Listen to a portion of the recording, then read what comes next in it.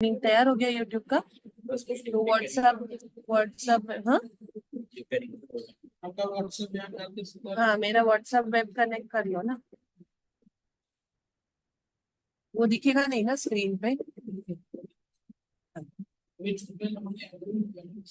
हाँ नहीं नहीं, बट जब जूम में ऐड करेंगे तब नहीं दिखेगा। हाँ तो व्हाट्सएप वेब कनेक्ट कर दो, फिर हम लिंक डाल देंगे। ऑलरेडी लिंक ही है।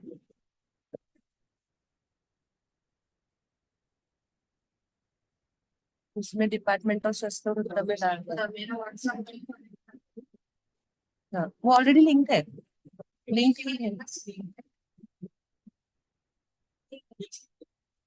मैं अनलिंक करके फिर से करूँ क्या?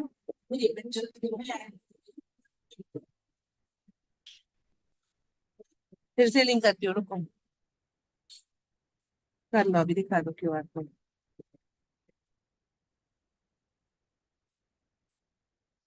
अभी फिर से दिखा दो ना।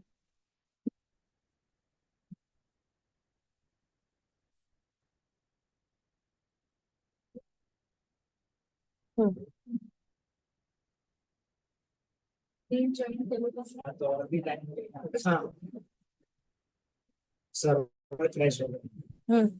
हो गया अभी कनेक्ट। डिपार्टमेंट ऑफ स्वास्थ्य और उत्तर में भेज देना। डिपार्टमेंट ऑफ स्वास्थ्य और उत्तर में भेज देना। यूट्यूब लिंक आली आहे तुला, डिपार्टमेंट मध्येच पाठवतो। आपल्याला मेल लिंक की जॉईन हो आपल्याला चेक कर लो जॉईन करून टाक यूट्यूब मध्ये तुझ्या ह्याची। पाठवा, ग्रुप मध्ये आली आहे। कौन से ग्रुप? डिपार्टमेंट ऑफ स्वास्थ्य और उत्तर में। कहाँ भेजा आपने? डिपार्टमेंट ऑफ स्वास्थ्य और उत्तर। अब कहाँ भेजा?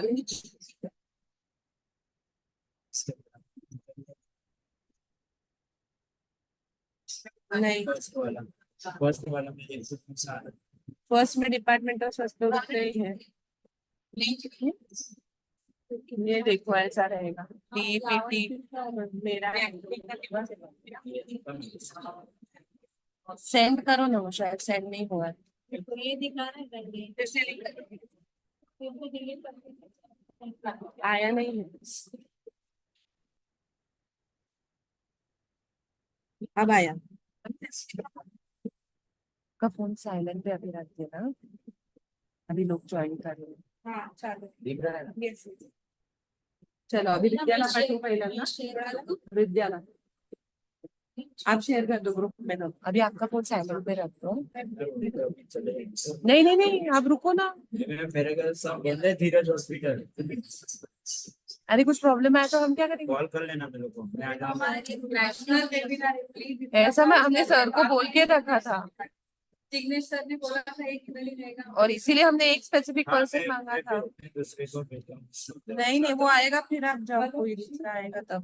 बोले क्योंकि हमको टेक्नोलॉजी का इतना कुछ नहीं पता है। फिर कोई ज्वाइन करा तो उसको को होस्ट बना देता हूँ। मैडम आप ज्वाइन कर लो जूम ज्वाइन कर लो मैडम।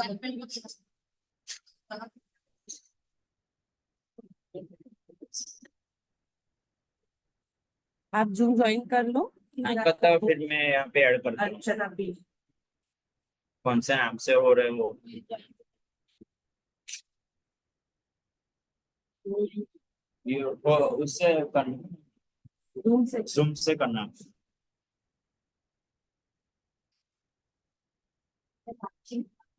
बोला मार्किस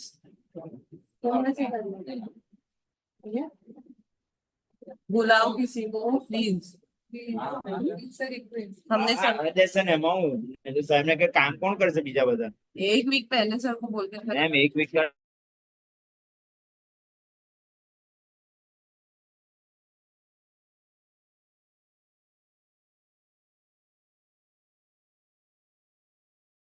बोलने मेरे पास आती ही नहीं।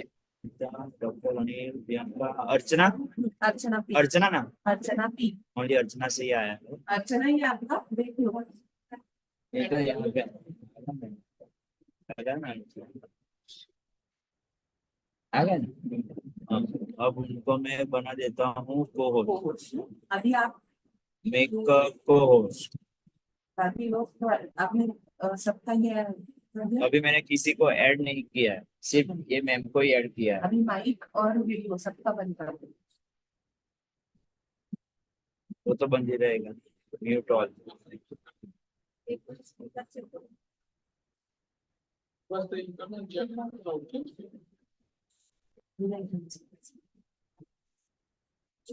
बोलो, और क्या नाम है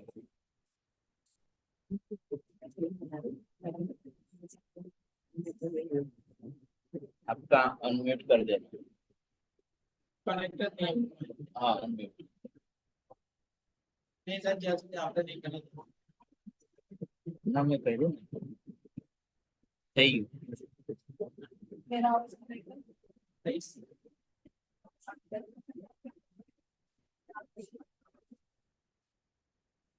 माइक से देखता हूँ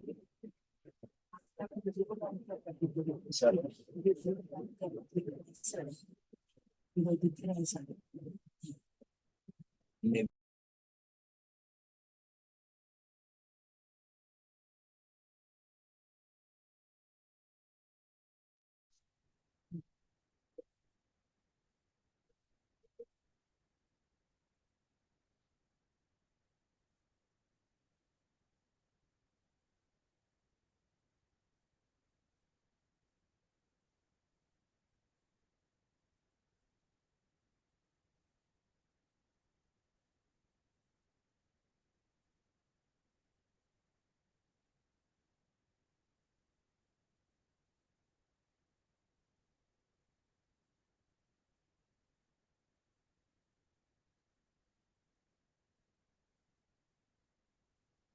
hello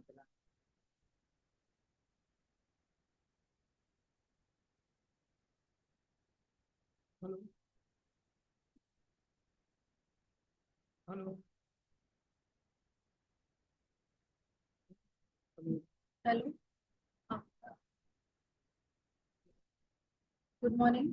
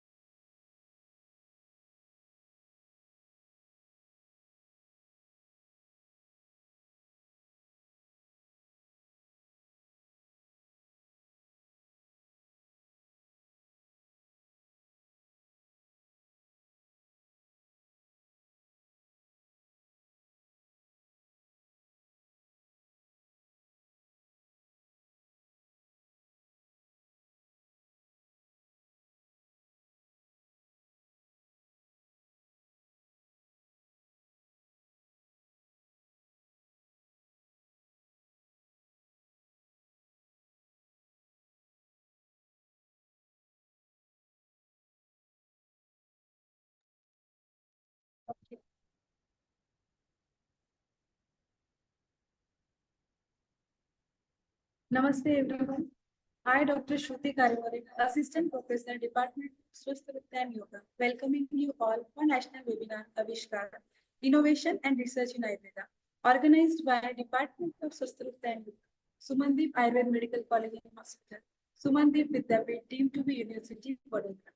It is an absolute pleasure to have each one of you join us today as we delve into the profound world of Ayurveda, a timeless science that continues to inspire and innovate.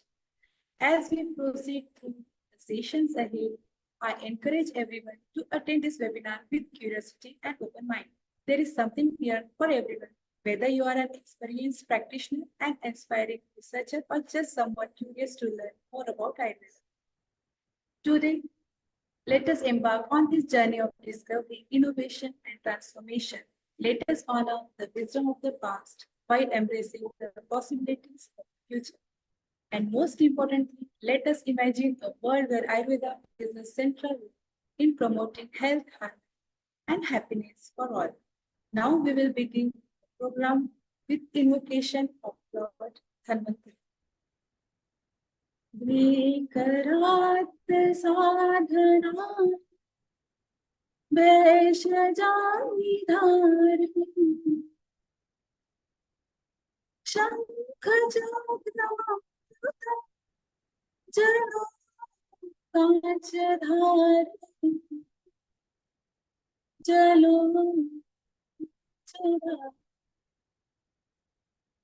प्राण रक्षणाय च जीवदानाय च नमो भगवान्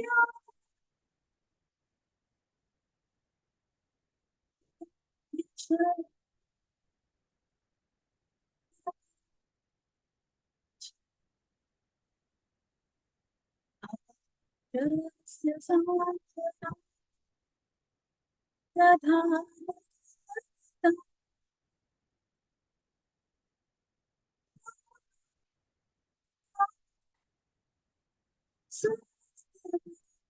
सारकं स्वस्तिकार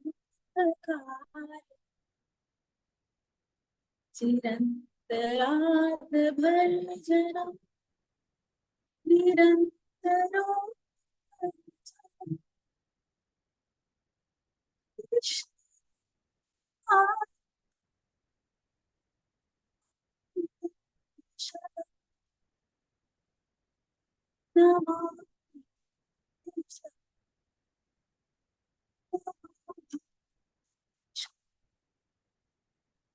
Once again, I extend my warmest welcome to each and every one. May this webinar be a source of inspiration, enlightenment, and empowerment as we continue to unravel the mysteries and marvels of Ayurveda.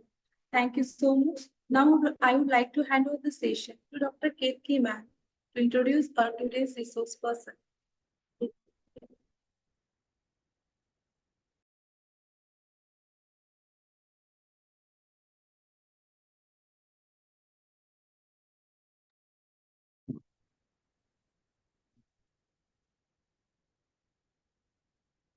Hello, everyone.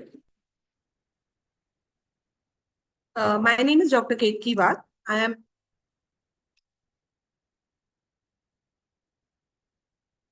Hello, everyone. My name is Dr. Ketki Vidyapeeth. I am the Associate Professor in Department of Swasthya, Sumandeep Ayurved Medical College and Hospital, Vadodara. It is my absolute pleasure to introduce our guest speaker for today, the first resource person, Dr. Prasad Deshpande. Dr. Prasad Deshpande is an associate professor in the Government Ayurved College, Nanded. And it is a big list of awards that I will be declaring now that Sir has won. Sir has won the Young Indian Teachers Award. He has won the Seva Samman Award. He has won the Jivak Award. He has also won a gold medal in rhythmic yoga. And he has also won the Mavi Kolhatkar Researcher Award. Also, Sir was invited as a delegate for the 4th International Day of Yoga in Beijing, China by the Ministry of Ayush. So it is really a big honor that Sir took some time out from his busy schedule and graced us by his presence for this webinar today. I won't take more time. Let us listen to what Sir has to say. And I will now hand over the session to Prasad Sir for his speech. Thank you.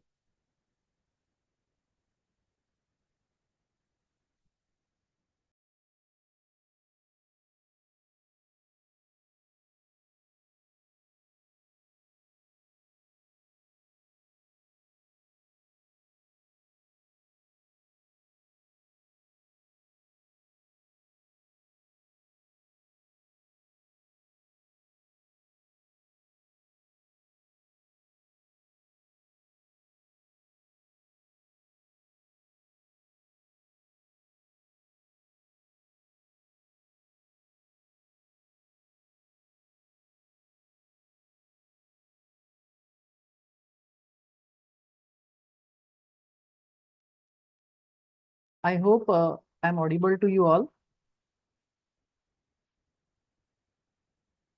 Yes, sir, you're audible.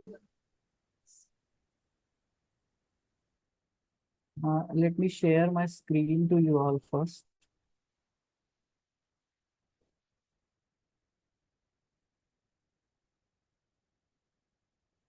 Is it visible to you, the PowerPoint presentation? Yes, sir. Please visit. Voice is okay? Yes, sir. Okay, okay, thank you.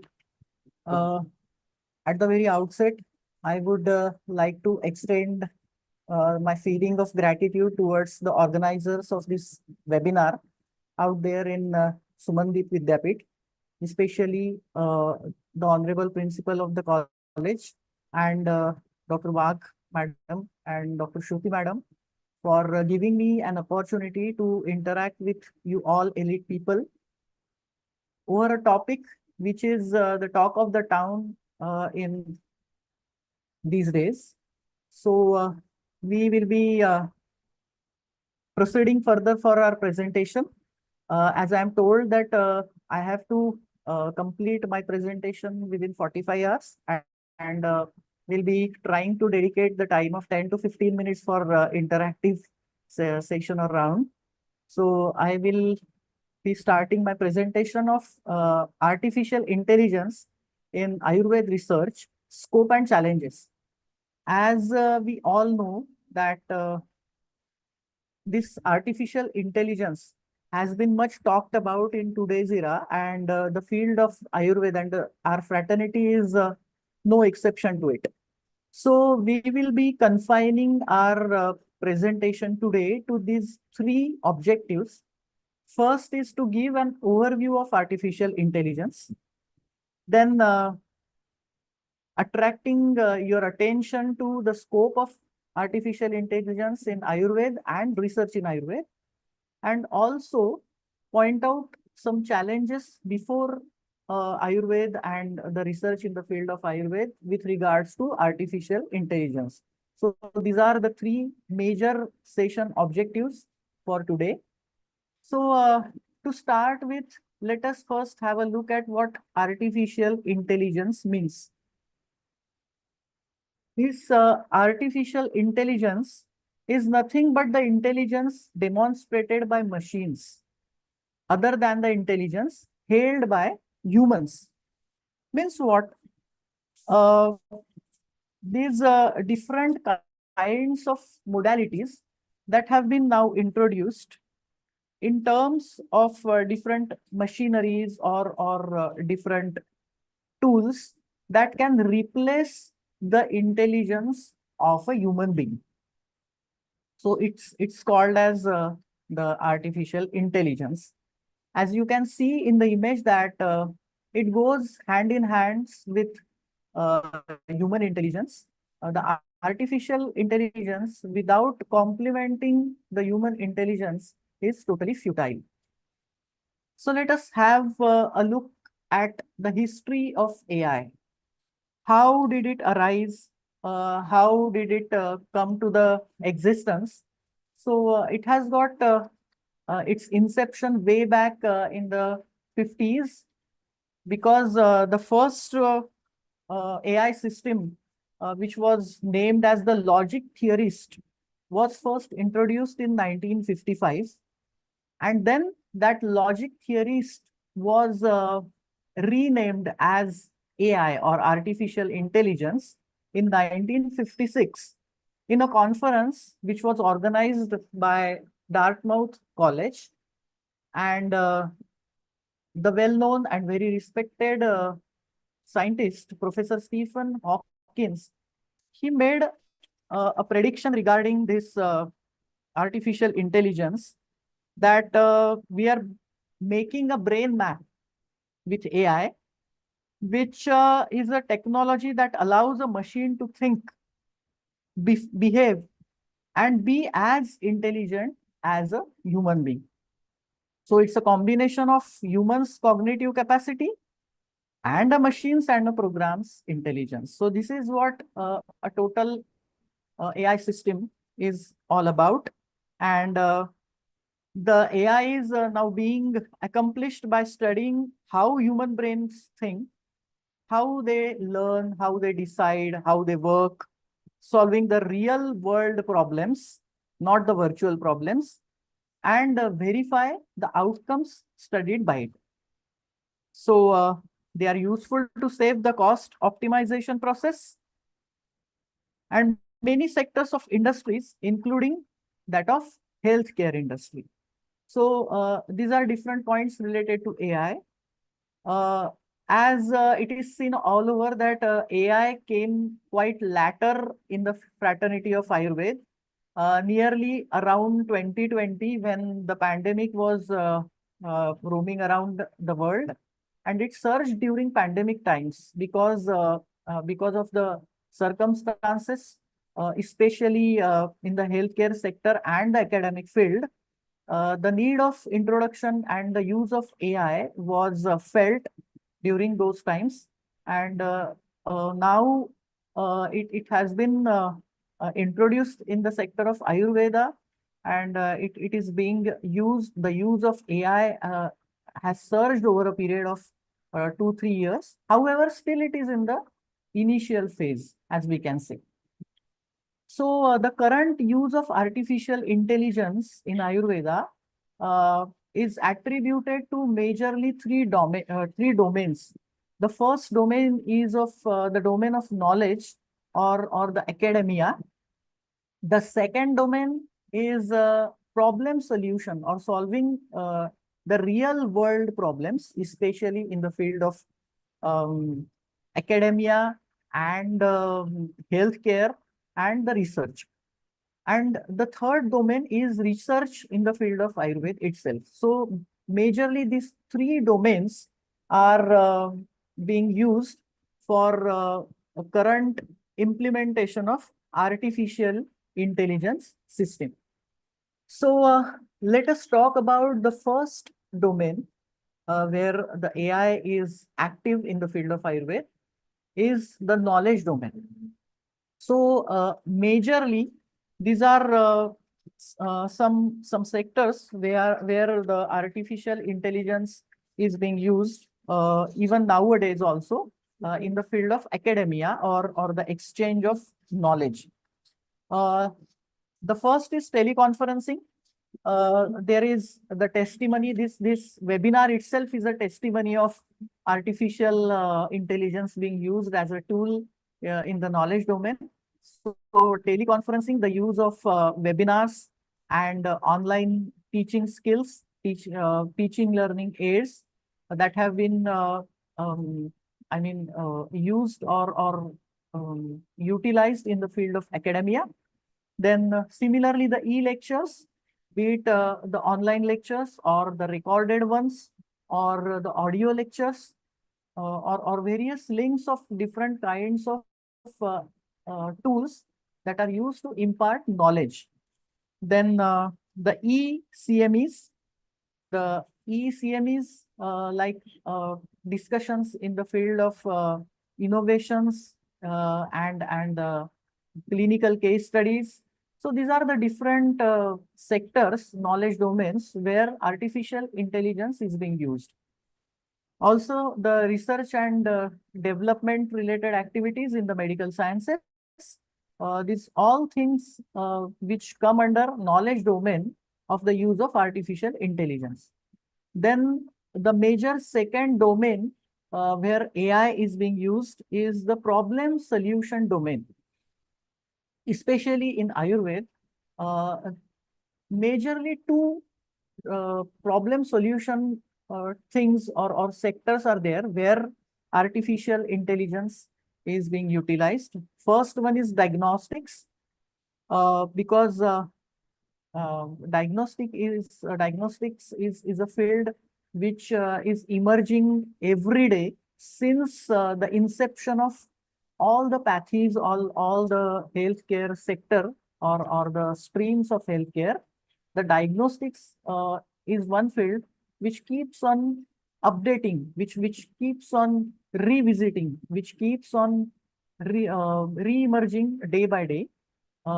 Especially if we look at the diagnostic modalities that are scripted in the classical scriptures of Ayurveda.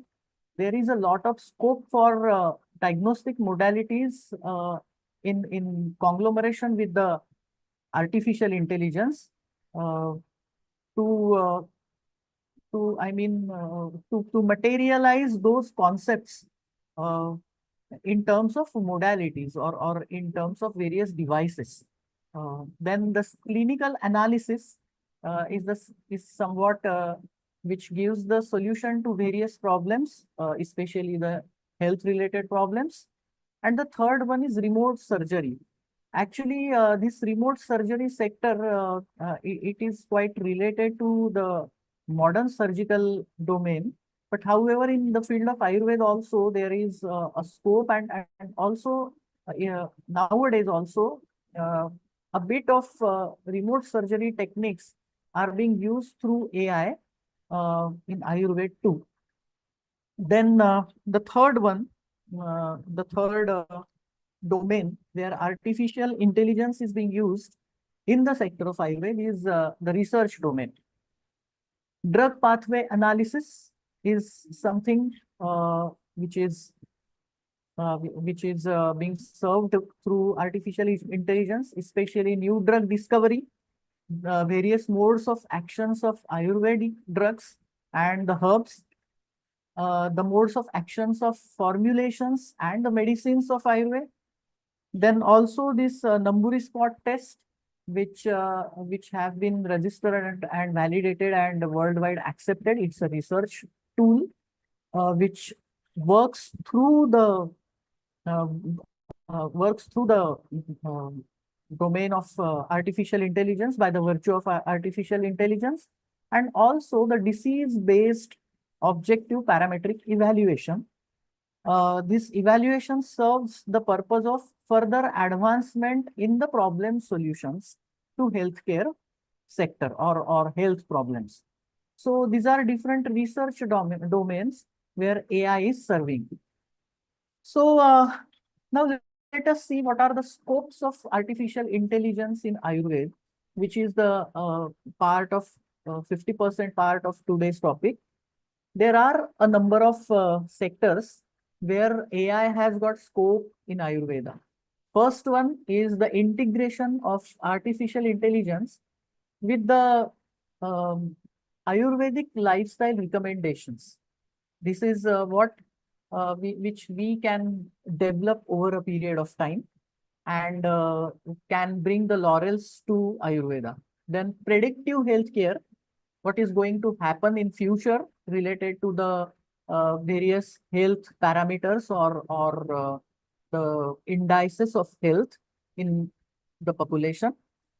The integrative healthcare, I mean integration, which is whether you are for it or you are against it, but it's the truth. You cannot deny its existence. So integration of various streams of healthcare, Ayurveda has a lot to play over there. It's a major stakeholder in the field of integrative healthcare. So AI can be used. It has got a tremendous scope in this field also. Then virtual health assistance.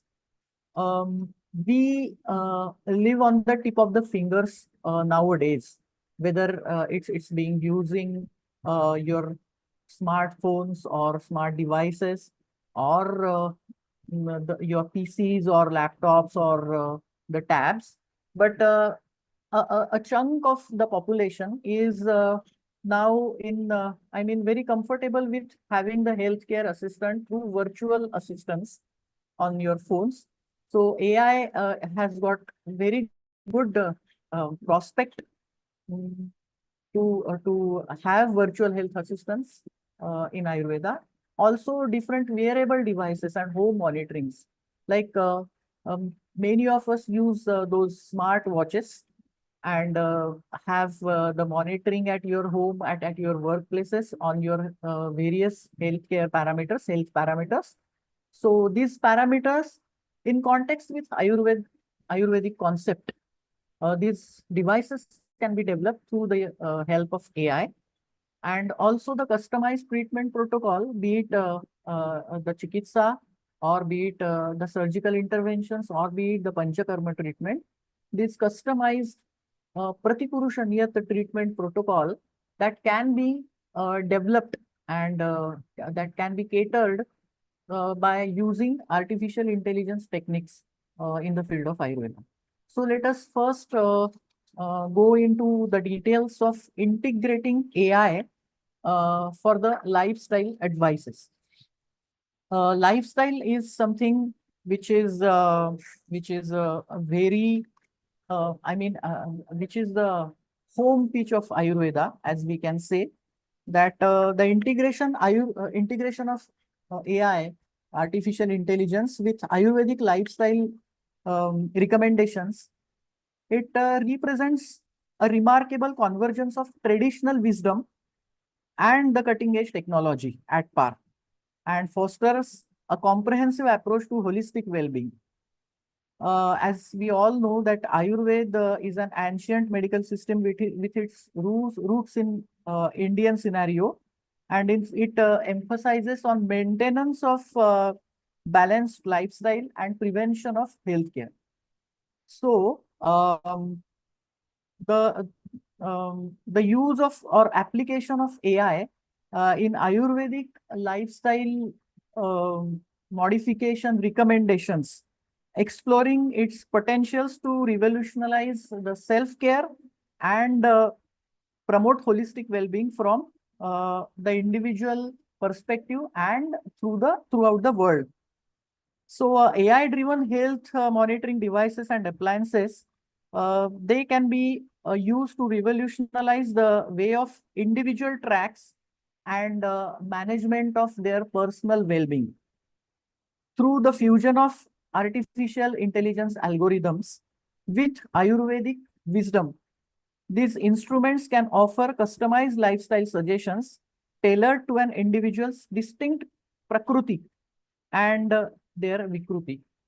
For example, if we develop AI-powered apps which can analyze an individual's dietary choices, his sleeping patterns, and the speciality and various biomarkers of that individual, the specialists and the policymakers, they can unlock the complete potential of AI to propagate the wisdom of Ayurveda and maintenance of health. So AI-powered health monitoring devices and applications, they can help every individual to keep the track of their daily habits, sleeping patterns, their nutrition, their fitness. And by combining this data through Ayurvedic insights, this AI can offer personalized lifestyle modification recommendations for the overall well-being of an individual. Then second point is the predictive healthcare. So you can go for AI-powered predictive analytics that can forecast an individual's potential risk in the future and the susceptibility to certain diseases based on their lifestyle, and not only the lifestyle, but the genetic pattern also, because we in Ayurveda have the concept of different bhavas, matruja bhava, pitruja bhava, garbhaja, rasaja, satmeja bhava, atmaja bhava. So this can be connected to the AI algorithms, and this can cater the service of predictive healthcare by combining Ayurvedic conceptual insights with predictive AI models. You can go for early interventions or preventive measures to maintain the overall disease burden and reduce the burden on various diseases, especially the chronic diseases. So in the field of predictive healthcare also, AI has got tremendous potential. Then integrative healthcare. The future of AI in Ayurveda lies in its integration with the modern medicine, because if you decide to avoid taking help of any modern medicine, you cannot actually couple the AI with Ayurvedic concepts. So creating a holistic and synergistic approach to the healthcare is the main purpose of integrating AI, Ayurveda, and the modern healthcare modalities. AI can facilitate seamless communication between Ayurvedic practitioners and the modern healthcare professionals, leading to comprehensive treatment plans that leverages the strengths of both systems uh, in the larger interest of mankind. So integrative healthcare is also got tremendous scope for AI. Then virtual health assistant.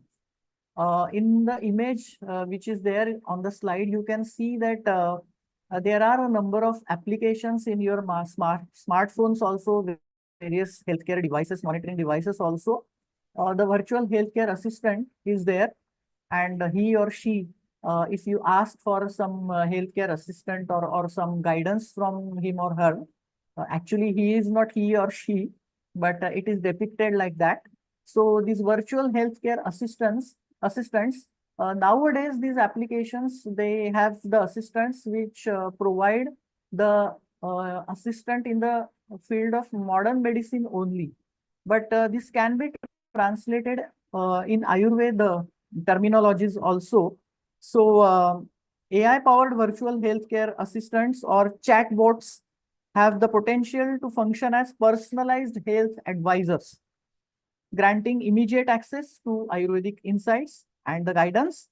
These virtual assistants can guide the individuals in adopting healthy lifestyle practices, understanding of their own prakriti, um, uh, guiding them on which is beneficial for them according to their prakriti, vikruti, sara, sanvanam, sattva, satmya, etc. And guide them how to live, how to lead a healthy life, and making them informed about the choices of different Ayurvedic treatments, remedies, modalities, and even the Panchakarma. So this is a sector where AI has got scope in Ayurveda. Then wearable devices and home appliances for the monitoring of fitness or health status. So these are numerous appliances like smart glasses, smart shirts, smart pants, Bluetooth key tracker, smart shoes, smart socks, smart fingers, smart shirts, smart watches, bracelets, etc., etc. GPRS, body control, belts. So these different appliances, we all know about it, but adding AI algorithms coupled with Ayurvedic concept, it can bring laurels. So as a wearable devices and home monitoring technologies continue to advance, AI can analyze real-time health data and provide immediate feedback. And by incorporating Ayurvedic principles, AI can suggest personalized lifestyle modifications and Ayurvedic remedies to promote holistic well-being. Then customized treatment protocol can also be given for uh, for uh, for the person, especially AI-driven advancements in personalized medicine. It can lead for tailor-made treatment plans, including Panchakarma therapies. What is useful for you or no? Because especially in the field of Ayurveda, we emphasize on Purusham Viksha, the treatment of same disease in different persons that may vary. In fact, it varies um, depending upon various factors.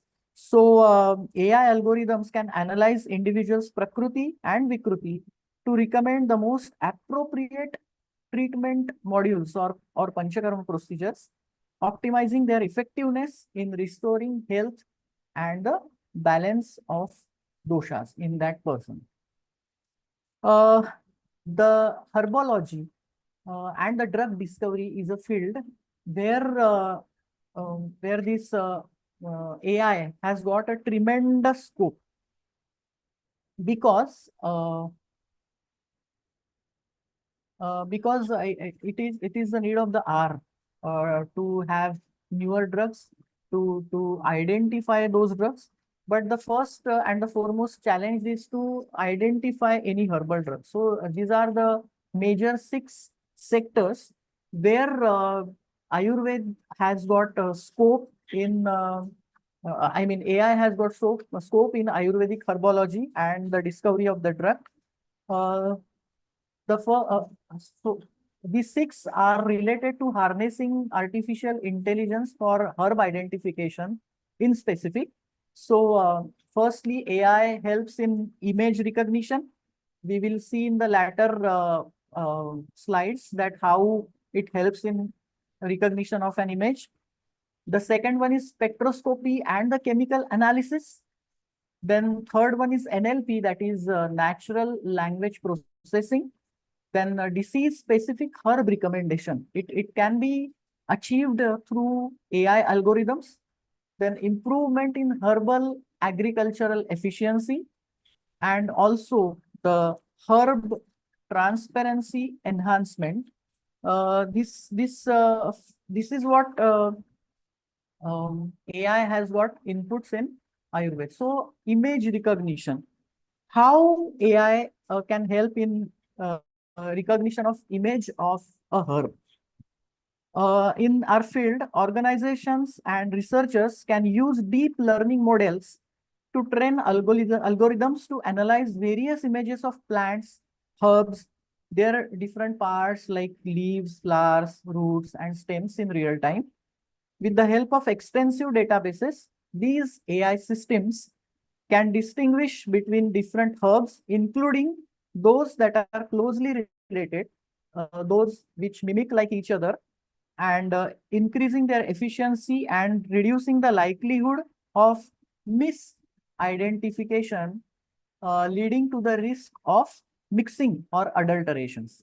So image recognition, you can go for, I mean, having the herbal frame and the processing of the image, then DNN computation, and finally it gives the result of recognition whether it matches to all the parameters of that particular drug or not. So herbal image identification can be achieved through it.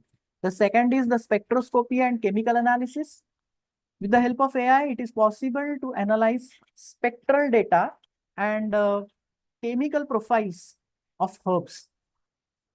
Using techniques such as near infrared spectroscopy, AI algorithms can detect specific chemical markers in that particular herb. This enables manufacturers to verify the authenticity and the quality of the raw material they are using, ensuring consistency in product formulation, because generally practitioners have a problem that the product is not consistent throughout the batches of the prepared medicines.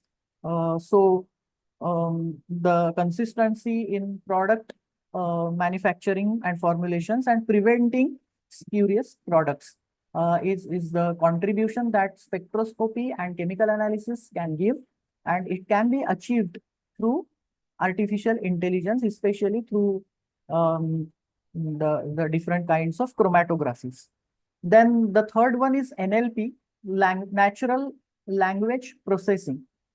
When it comes to Ayurvedic texts or different research papers or the clinical trials, these natural language processing algorithms, they can analyze vast amount of textual data and extract valuable information about the characteristics, properties, and traditional use of these herbs.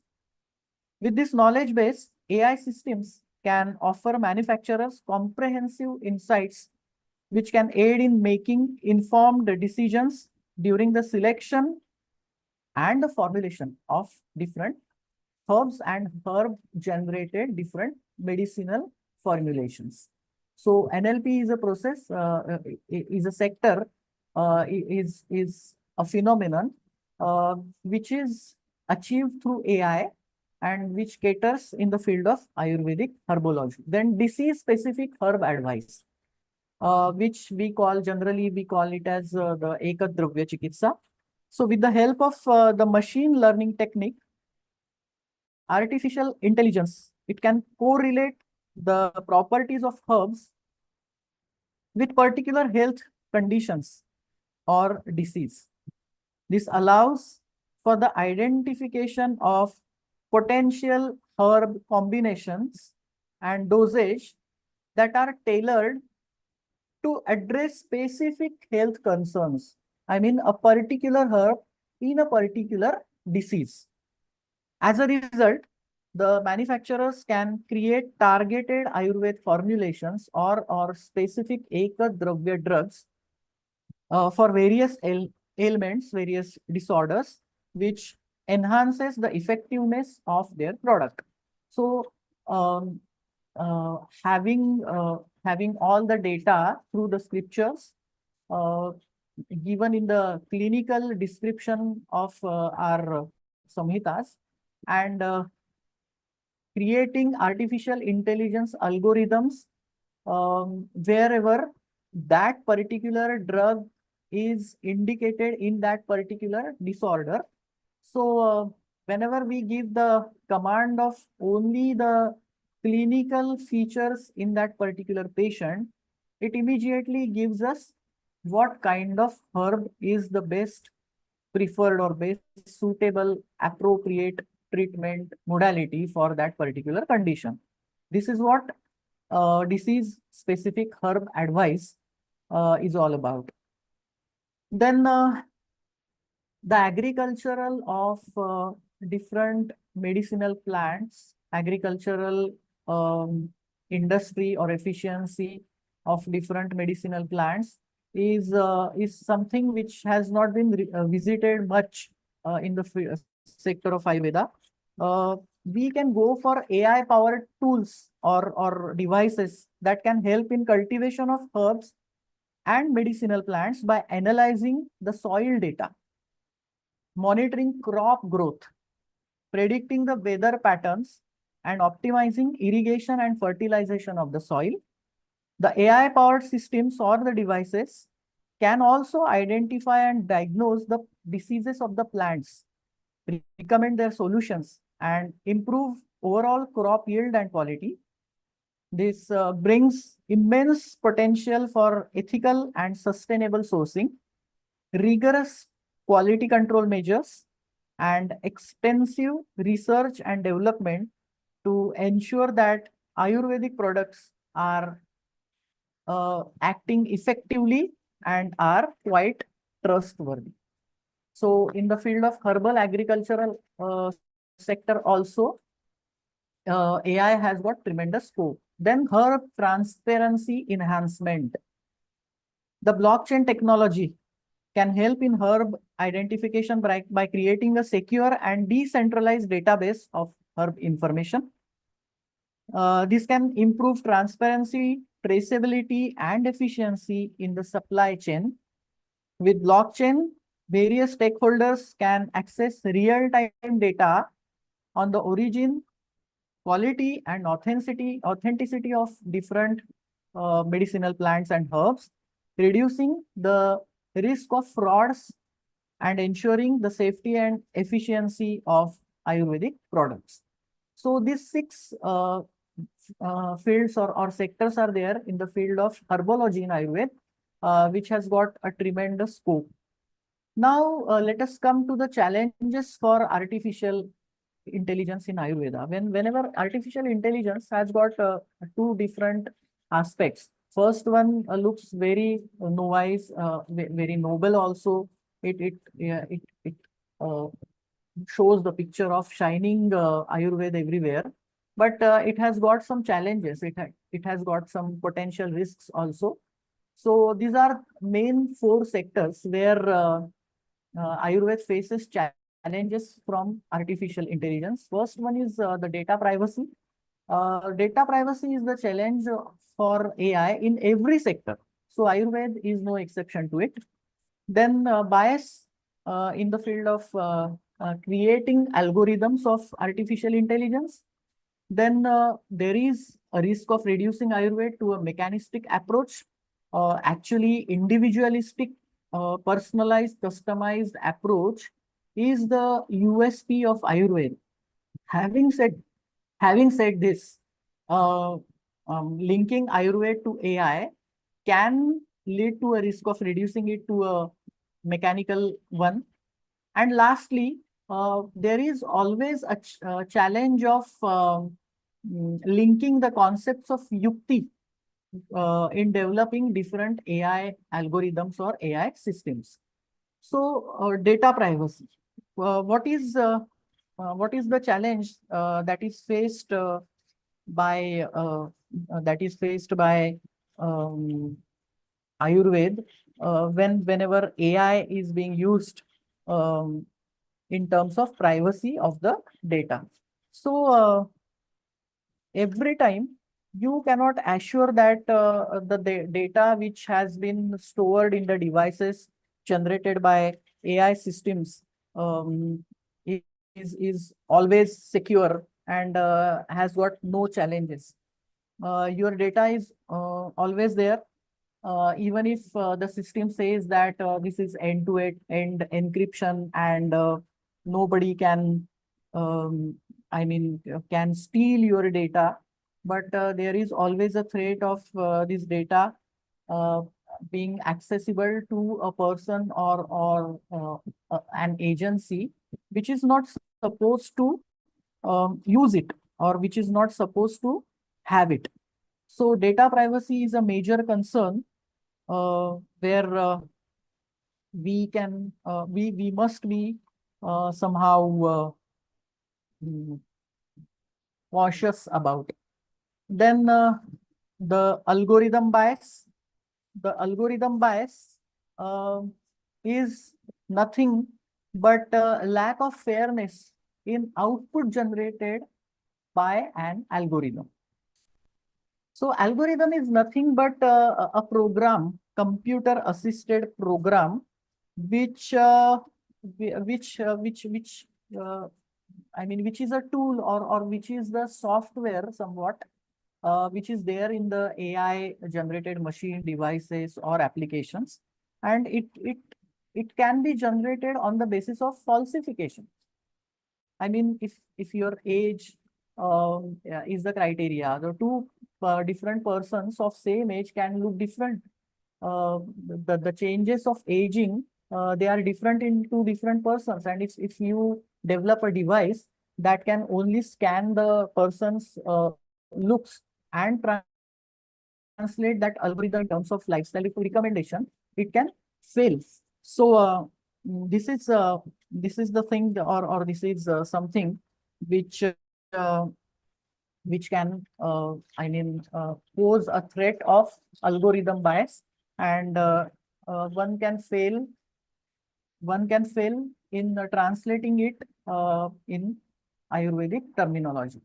Then whenever we use the machine, it reminds me the thing of the thing that whenever the computers were being introduced in India, many people feared that this computer, will take away um, all the wages of the persons. The unemployment will grow whenever the machines will come.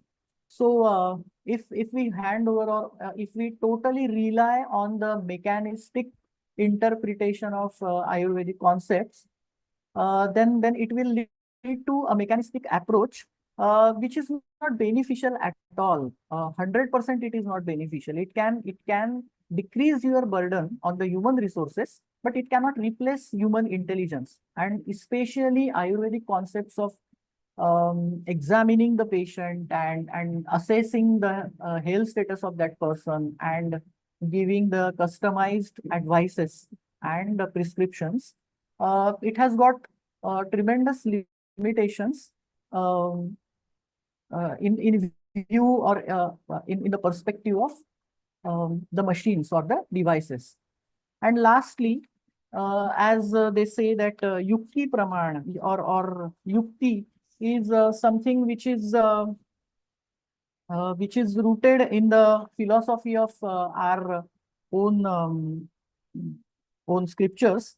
This emphasizes the application of logical reasoning and strategic thinking to understand and solve the complex problems. And in this perspective of AI, the concept of Yukti Praman, it finds resonance in the development and implementation of intelligence system.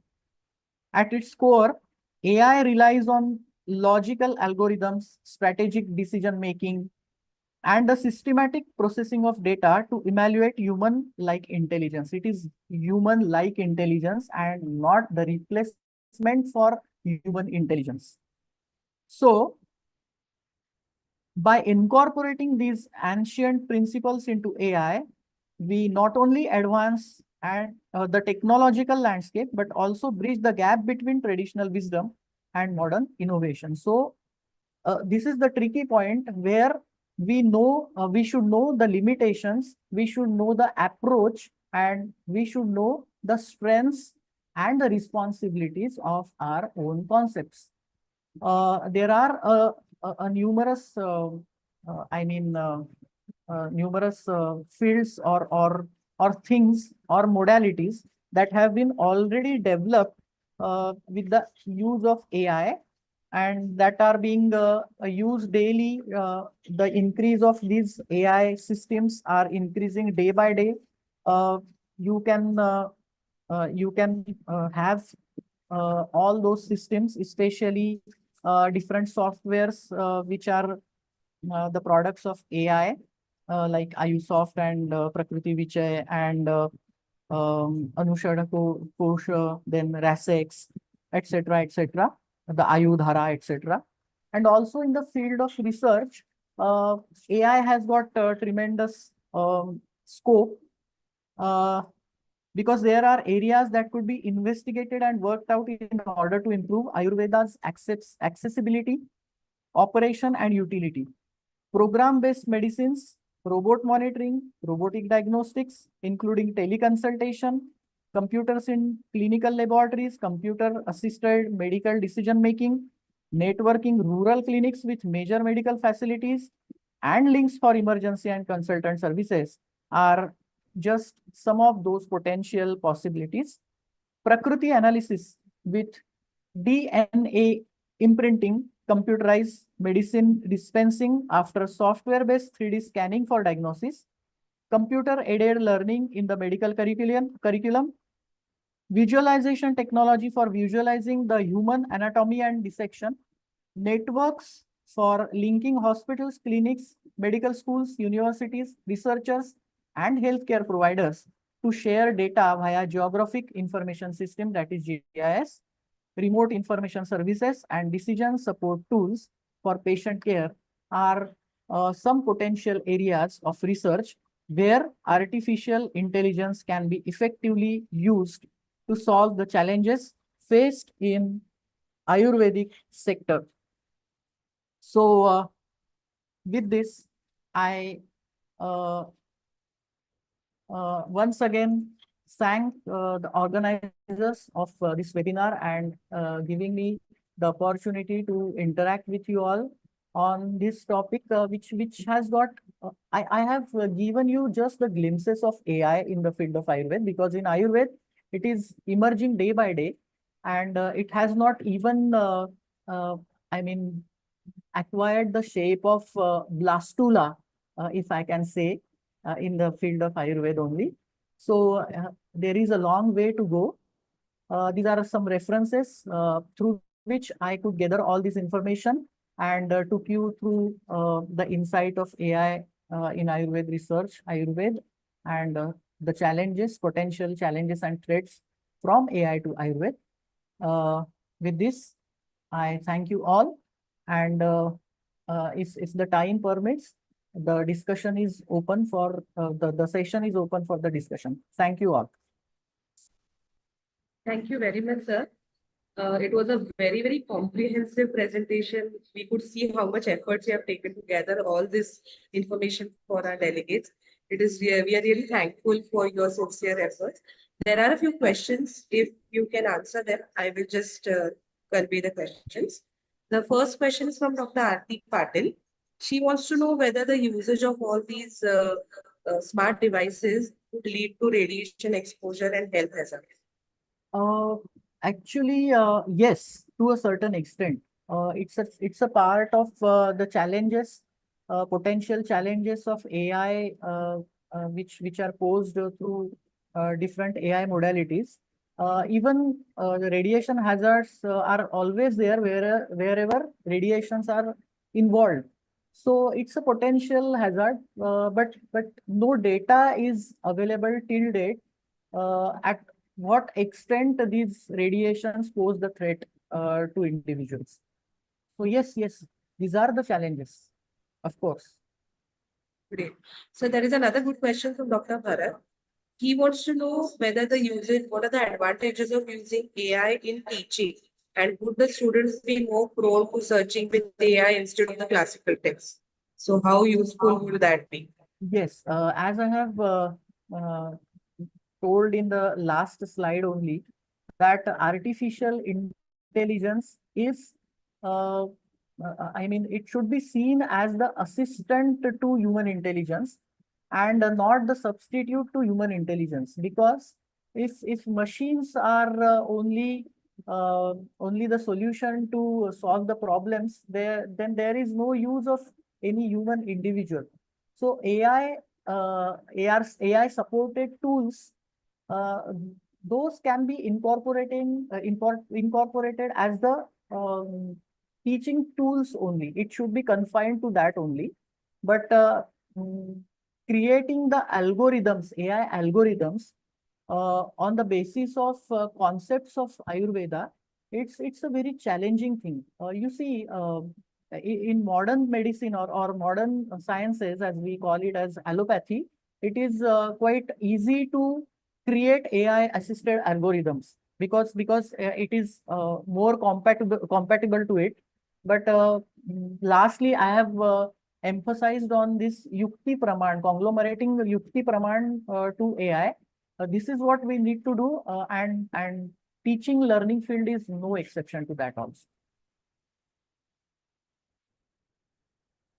So there is one last question from Dr. Prerna. She wants to know how much of help would AI be in writing research articles. I know it's a very big challenge for everyone in IB. Yes, So if you yes, can yes. shed some light on that. Let me confess with very humble, I mean, with a very humble feeling that AI is quite useful in creating the articles. Of course, whether the AI help took in writing an article comes under the purview of plagiarism or not. It's a matter of thinking. Because whenever this concept of plagiarism came into existence, AI was not there. So, mm, I mean, in the days to come, it will come under the purview of plagiarism also. So, while using AI to create some articles, beware of it. You can gather information. Of course, you can give the references for those. But whenever you access different search engines, you have a scope of citing the references. But when you ask to AI, or whenever you ask to Chat GPT, then what reference you would cite? So right now, until it comes officially and legally under the purview of plagiarism, you are free to use ChatGPT and AI in creating your articles. As of now, as of today. I think we have answered the questions to their satisfaction. And sir, on behalf of our department, I would like to thank you for this excellent presentation. I am 100% sure that our delegates are really well informed about this topic, and they would start using AI in their daily lives as a researcher and as an Ayurveda practitioner, also a student of Ayurveda. Thank you very much, sir. Thank you. Thank you so much. I have another presentation in a offline mode over here. So if you permit me, can I leave this meeting right now? Yes, sir. Please. Thank you. Okay. Thank you. Thank you so much. Dear delegates. Yes. Thank you, sir. I would like to now take the pleasure to invite our second guest speaker today. Dr. Harti is a well-known name already in our community in Swasthavritta. He is an associate professor in the Department of Swasthavritta in All India Institute of Ayurveda. Sir has multiple publications. He has been invited all over India, right from Guwahati to Haridwar to Belgaum to Nashik. I think everywhere in India he has already given his excellent talks, and we are really grateful that sir could take out time today. About his research experience, I would like to highlight a few main feathers in his cap. The first that I would like to highlight is that Sir was the principal investigator in the development and validation of the Prakriti questionnaire funded by CCRS. Sir was a co-PI in the Ayurgenomics project by the CSIR Ayurgenomics unit. And also Sir was a co-PI in the research project funded by Ayush Ministry for the revitalization of local health traditions. So Sir's research experience is exhaustive and vast, and the most proud moment for all us, the community of Swasthavritta, is that Sir was selected as one of the candidates deputed to Bangkok, Thailand for the Festival of India as a guest speaker. So we have a very esteemed speaker with us today, and without taking any more of the time, I would like to hand over the session to Harti sir to continue his presentation. Welcome, sir.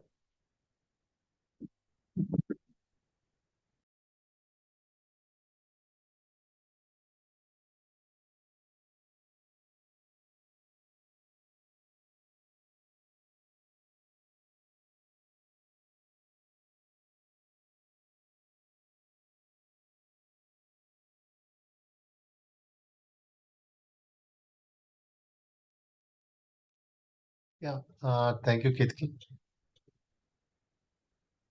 Am I audible? Am I audible? Yes, sir, you are audible. Yeah, thank you, Ketki.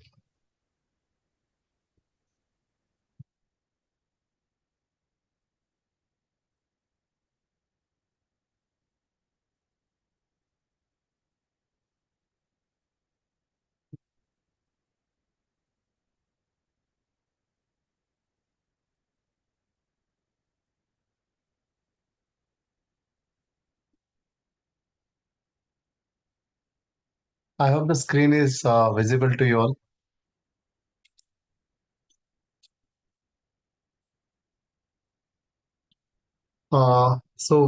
Thank you very much for the opportunity to interact with you all regarding the innovations, entrepreneurship, startups in Ayurveda.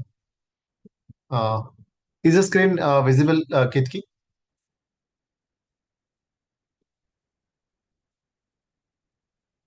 Archana? Dr. Ketki? Yes, sir. It's visible and you're audible. Thank you. Thank you very much. Yeah. Before starting, I'd like to tell you that the entrepreneurship, innovations, not a new thing in Ayurveda, but you've been realizing that there is a concept called so and so very recently.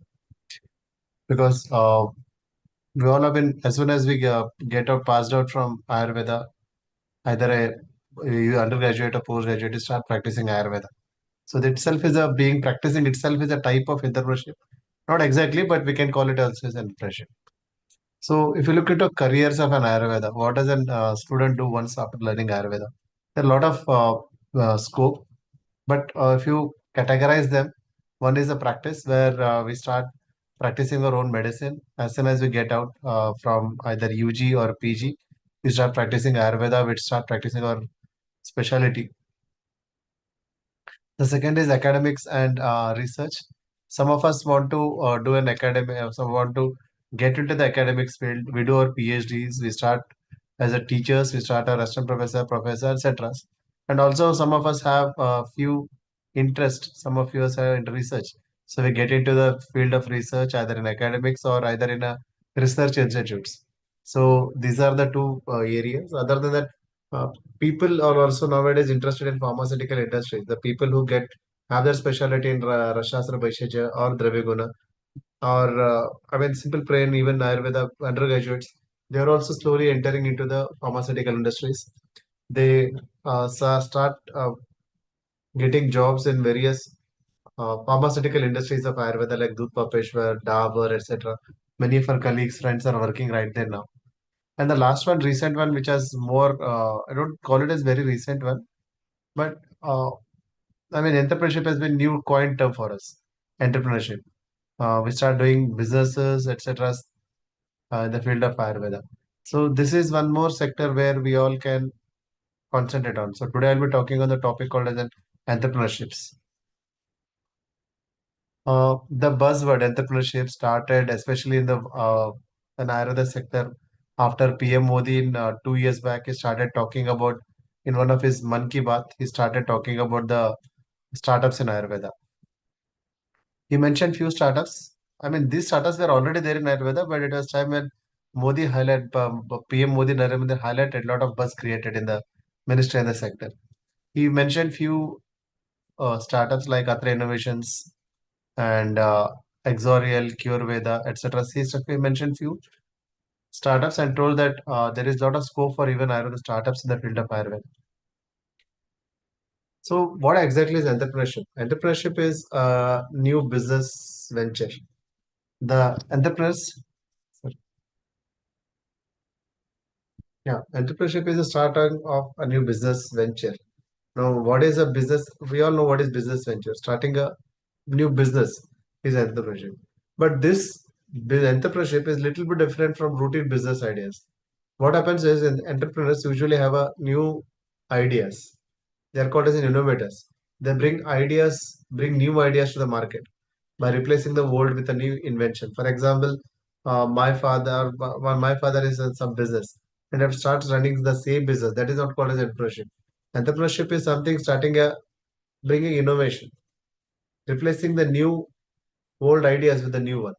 So that is what we call as an entrepreneurs. They bring up a new concept, new innovation. So innovation is a key leading taker in case of entrepreneurship. Now, startups. What is the difference between entrepreneurship and startup? Now, and startup is a part of entrepreneurships.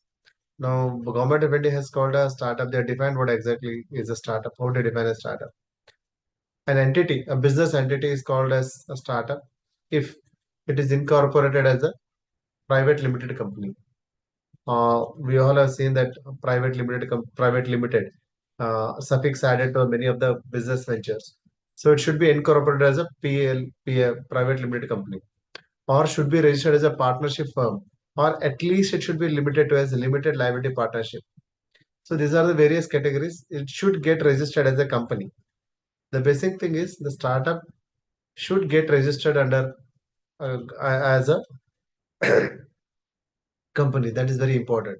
Second is it should not be older than 10 years from the date of its incorporation or registration.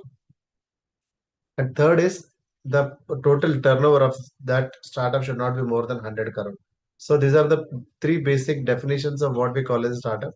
One is it should be registered as a registered entity, maybe registered as a PL, see that a private limited company or a partnership firm or a limited partnership in a limited liability partnership. Second is it should not be more than 10 years old. And third is it should not, the income, the registration, I mean, the uh, financial turnover should not be more than 100 crore in a year. So these are few criteria of what we call as a startup. Now, there are many areas, possible areas where we can start a startup in sector of Ayurveda. Maybe there are a lot of scope in case of Ayurveda medicines. For example, a person graduate or postgraduate can come out, can register his own company and then start producing few pharmaceutical medicines, right? Uh, there are already a lot of pharmaceutical companies in the market. We have Dabur, we have Baidyanath. These are not startups, but there are new. If you are not more than 10 years old and if your turnover is less than 100 crore, it can be called as a startup. Then clinics, wellness centers can also be called as a can also get spas, etc. Can also get one of the area of the startups. Cosmetics and personal care. This is one more area where it's a bleeding one. Now we all know that I'll be briefing you in further slides. Uh, a few startups are working in this category: cosmetics, personal care, yoga and meditation platforms. Today, many of the You can have online yoga classes, online meditation classes, many things. So these also can be called as an area of startups. Nutraceuticals, one more thing, medical tourism, then telemedicine, herbal farming, technology integrated digital health solutions. These are all the various possible areas where you can have a Ayurveda startups. Technology integration digital. So that is, for example, bringing up a new equipment which can help in a diagnosing, which can help in a management. For example, Nadi Yantra, right? Assessment pulse diagnosis tools, the wristwatch that can come under the digital health solutions. If you look into the Ayush category, Ayush sector, it is one of the fastest growing sectors. Now, in the last 10 years, the market has grown almost to 6 times. In 2014, the market was around 18 billion. Now it is 2. No, sorry. In 2014, it was 2.85 billion, and today is 18.1 billion. So the market has almost grown to 6 times, right? And from 2021 to 2026, the CAGR, the almost growth is around predicted growth is around 15%. And Ayush ranks among the top 5 health service expert earnings with medical value travel in India. More than 8,000 species of medicinal plants found in India. So there is a huge potential for Irish sector in the forthcoming years. If you look into that, I was talking about the market size. Now, again, if you put into sections, which section has got a better market size? Different sections. We have subsectors like herbal plants. The scope is around 44%, nutraceutical 28%, pharmaceuticals 11%, cosmetics 9%, plant derivatives, plant extractives 5% and 4% respectively. So these are the various areas where you can have an international for startup ideas. Now look into the Ayush export market. I was talking about the medicines, nutraceuticals, etc. So India exports Ayush products to markets such as USA, Nepal, Russia, Philippines, UAE, etc. The UK, Western Europe, Japan, Hong Kong, etc. So India already export a lot of Ayush products to these countries. If you look into the major markets, USA is a major market, which are around 35%, and European Union around 19%, and UAE 6%. So majority of the exports go into these three areas. These three are the major markets for all the categories of Ayush exports, whether it be a nutraceuticals, right? Then medicines, etc. So these are the major market areas. Now, if you look into 2021, these contributed around 60% of all the Ayush exports. Other than that, in the global market, medicinal and aromatic plants, herbal medicines, herbal extracts, plant derivatives, supplements, these are also in a very high demand. You might have heard about the isabgol husk, right? It's one of the most important. It's one of the most important herb that is being exported. Among all the export, nearly 70% of the export of all the herbs panel is Phalism herb. It's this isabgol husk. So this is, I mean, this accounts for about nearly 70% of all the exports value of the herbs panel. So this is how the Ayush market status is today, export market. Recently, we have, this is one of the person called Karthik Baldwa. The Exorial biometric. This was mentioned in one of the Man Ki Baat of Honorable PM Modi. He talked about the KSM Ashwagandha, KSM Sri Ashwagandha. So this is a company.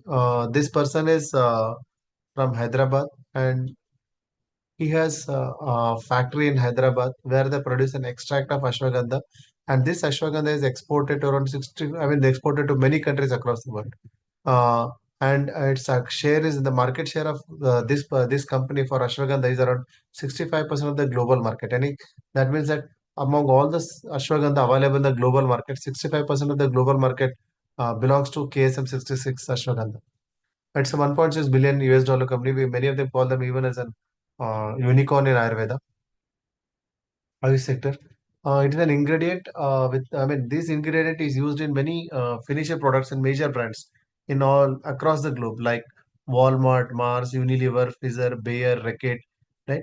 It has brought Ayurveda to wider global recognition. He has made KSM 66 the only product as a single largest ingredient brand in the world. I mean, this company doesn't produce any other product. It has got only one product, that is ashwagandha.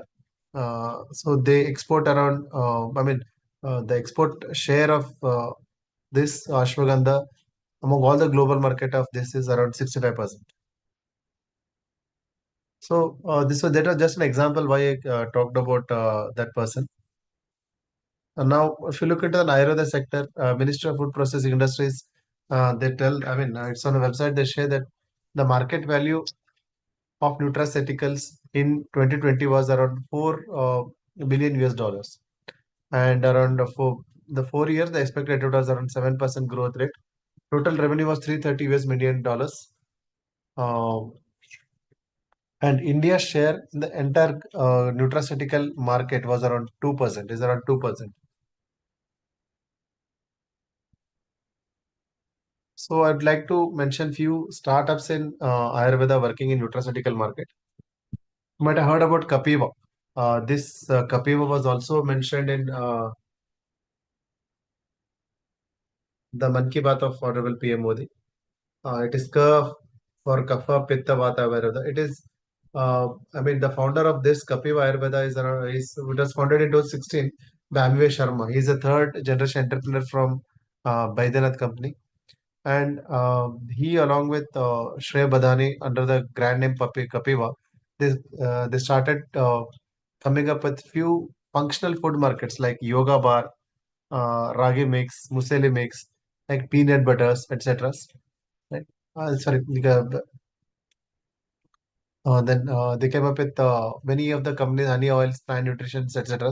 There is one more company called as an yoga bar. It is an these two are from US. They're India, but based from the US, and they came up with the concept called the yoga bar. These products, what you are seeing is from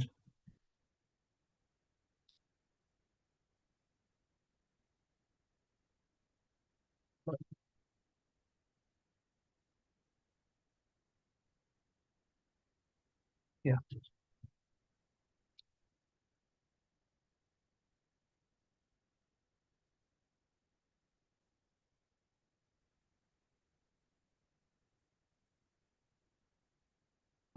So in this slide, I mentioned two startup companies working in nutraceutical sector. One is the Kapiva, and the second is the Yoga Bar. 1 minute.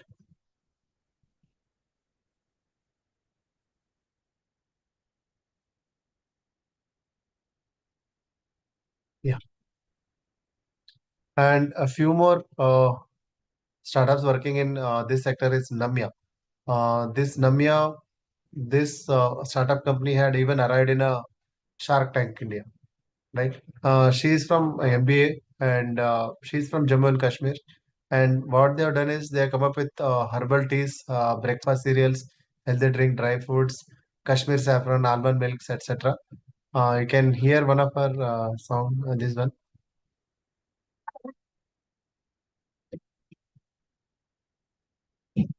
Is it audible?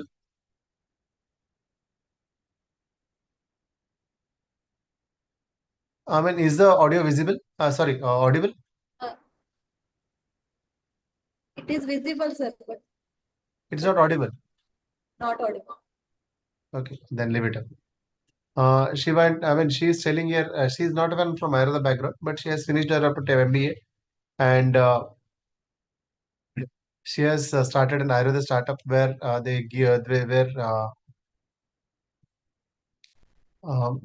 they have few products related to this one, nutraceuticals like health tea, health drink, dry fruits, etc. And one more was Nuska Kitchen. Nuska Kitchen, they also came up in Shark Tank India.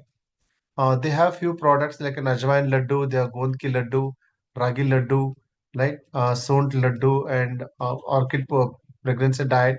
So they have got few products, they are selling them in Nuska Kitchen.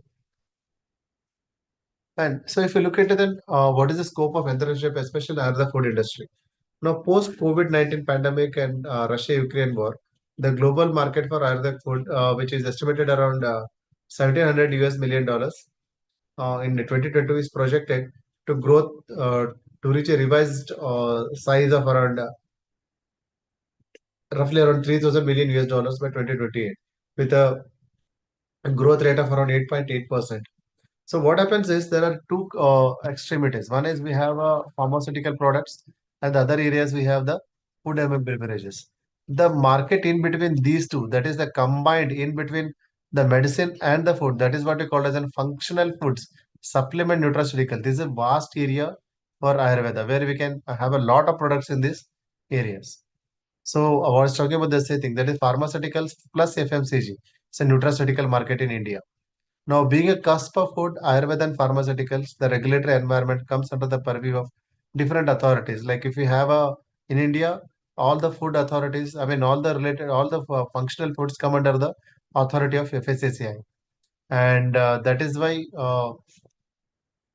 Ministry of Ayush along with FSSAI have come up with a new regulations called as an Ayurveda regulations, which I'll be telling very soon. Now, one more thing is that Ayush medicine globally, they are sold under the label of dietary supplements. So that is why to create a brand Ayurveda Ahar, Government of India, in consultation with FSCCI and Ministry of Ayush, brought out these Ayurveda Ahar regulations. So you might have seen this. This is Ayurveda Ahar regulations. This was brought into the Gazette on 5th May 2022. Now, how does this regulation define as Ayurveda Ahar? What is Ayurveda Ahar in it? Now, it defines Ayurveda Ahar as the food prepared in accordance with the recipes or ingredients or processes as per the books as methods mentioned in Ayurveda books listed under Schedule A. Schedule A has got around 68 books. It consists of all the books which have been taken from the Drug and Cosmetic Act, the same one, along with added with some few books which are especially on culinary sciences. So it says that any food which has been preserved, which has been explained, right, either in terms of ingredients or the processes or the methods of cooking, the same things can be then the defense says that these are the Ayurveda Ahar. It also includes products which have other botanical ingredients in accordance with the concept of Ayurveda. So this is how they define Ayurveda Ahar.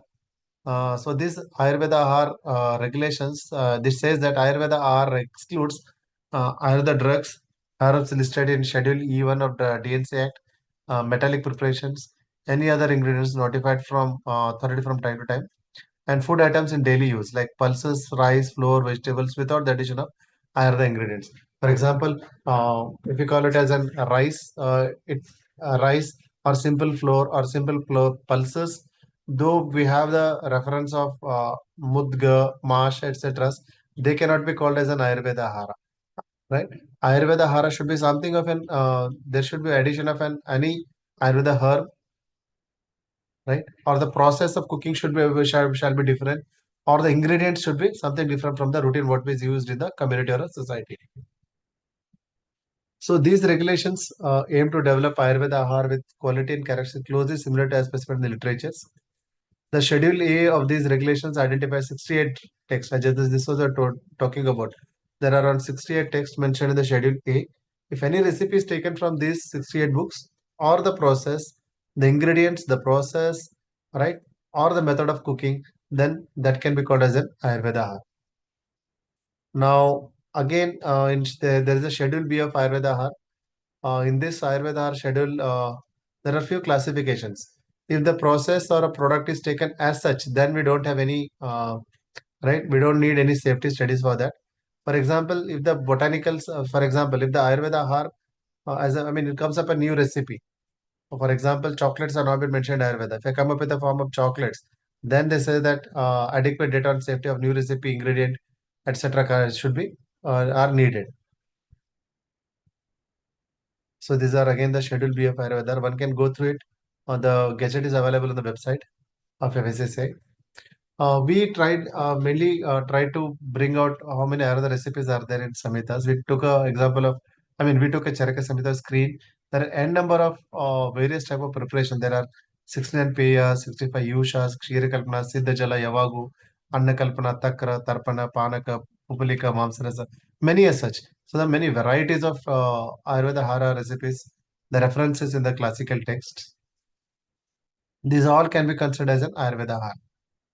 Now, why was all talking about Ayurveda? No, there is a lot of scope for Ayurveda food sector now. This is because changing consumer lifestyle practices. Now, people were not so much health conscious before the pandemic of COVID-19 pandemic. Now, people are more health conscious, and people are want to try new tastes.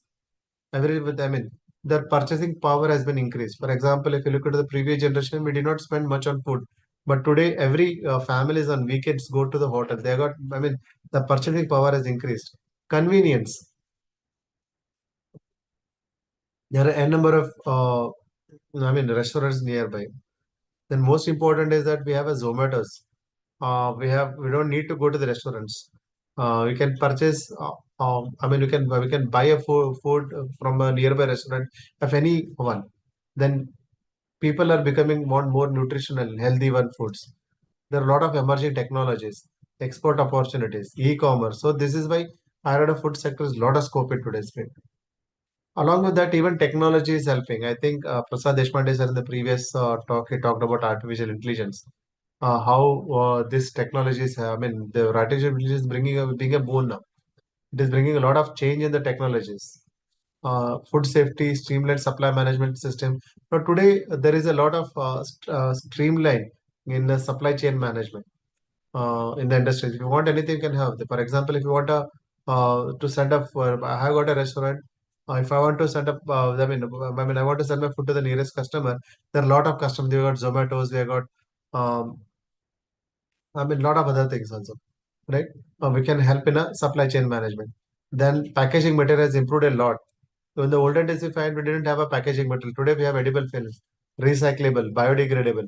Then engineering methods we don't have. Today, we are engineering is helping a food sector a lot. We have grinders, pulverizers, freezers, dryers, blender, many things. So technology is helping a lot in case of food sectors also. Now you might have heard these foods even the concept of the COVID-19 eras. That is uh, tulsi doodh, ginger doodh. They made a huge market. They made a huge profits. So these are all the recipes containing Ayurveda herbs. So they made a huge markets, huge profits during the COVID. Then I was talking about the packaging material. There are some new innovations also, kombucha, Ayurvedic drinks, and ready-to-eat foods. Today in the flight, you go with that. You get all the ready-to-eat foods. Go to the market, you have n number of ready-to-eat foods. All you have to do is just open it, put some hot water in it, wait for 10 minutes and start having it. I think many of you have already tasted this in the flights and various other places also. Millet-based foods, new flavors experience, all these are this one. And today we are also, we are also getting a 3D printed foods. Then modified atmosphere packaging. So these are all new technologies which have been coming up in the food sector. And recently I saw this one also, meal plan. Disease specific diet at your doorstep. Personalized nutrition. For example, they'll take your case history. Then if you're diabetic, and the diabetic food will be served to your home from the nearby restaurant. Restaurant digitalization. Many have already witnessed. If you go to the McDonald's, you don't need to go to the counter also. Right? You got a tablet there. Just type in what do you want, and then you'll get at the nearest counter. And ghost kitchens. I think you have heard of it. What are these ghost kitchens? Now, this is a new concept. In Delhi, especially, we got a lot of foods here. Today, Bairo's biryani is there. Many food sectors, they are working with the ghost kitchens. Ghost kitchens are something like there is already I have got my own kitchen, and one of the companies called as Brand A approaches me, and I prepare the foods of Brand A, I prepare the foods of Brand B, and I prepare the food of Brand C based on their SOPs. So a ghost kitchen. That kitchen can be rented for a prepare. It's outsourcing. It's simple like in outsourcing the preparation of the food, right? So this is also a new concept in ghost kitchens food sector where ghost kitchens are being used. From these ghost kitchens, right? Through the Zomato or Swiggy, the foods are taken to the nearest customers. At All India Institute of Ayurveda, we started with 4 5 years. We started with few products like as Prakriti-based herbal tea for diabetes, and there are Chincha Pana concept. We made Chinchadi candies, and various laddu preparations. We have also come up with an Ojas bar. So these are all the various innovatives we are making at All India Institute of Ayurveda here. Probably you two are making such things. Many other colleges are also coming up with new products. So this was all about the food sector I talked about now. Now let us come to the another area where startups have got a huge scope.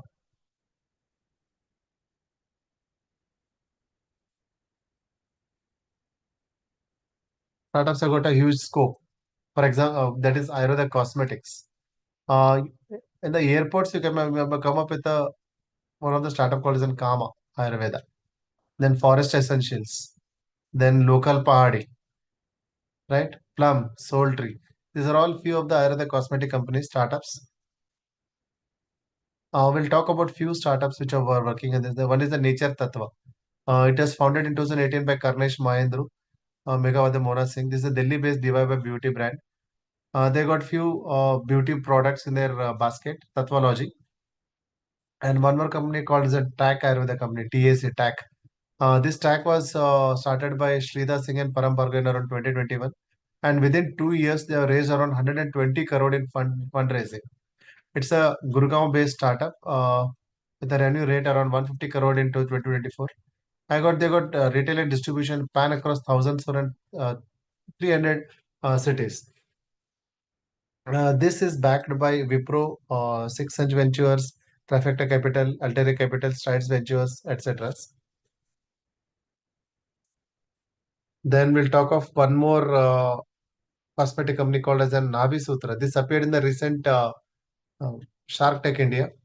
They have got few products related, and they have got more than 1,500 customers, 1,500, 15,000 customers, invested around 5 lakh, and this firm crossed around 1 crore turnover in the very first year. So we talked about food sector, we talked about cosmetics. There is one more market called as a tech market. Kaylee, at Kaylee Ayurveda College, there is a startup company, there is a incubation center called as an Abdul Kalam Ayurvedic Incubation Center, and they had come up with this Vamana Yantra. And they got even patent also for this under the name of Dr. B. Srinivas Prasad for the instrument for therapeutic MSS by Control of Patents, Government of India.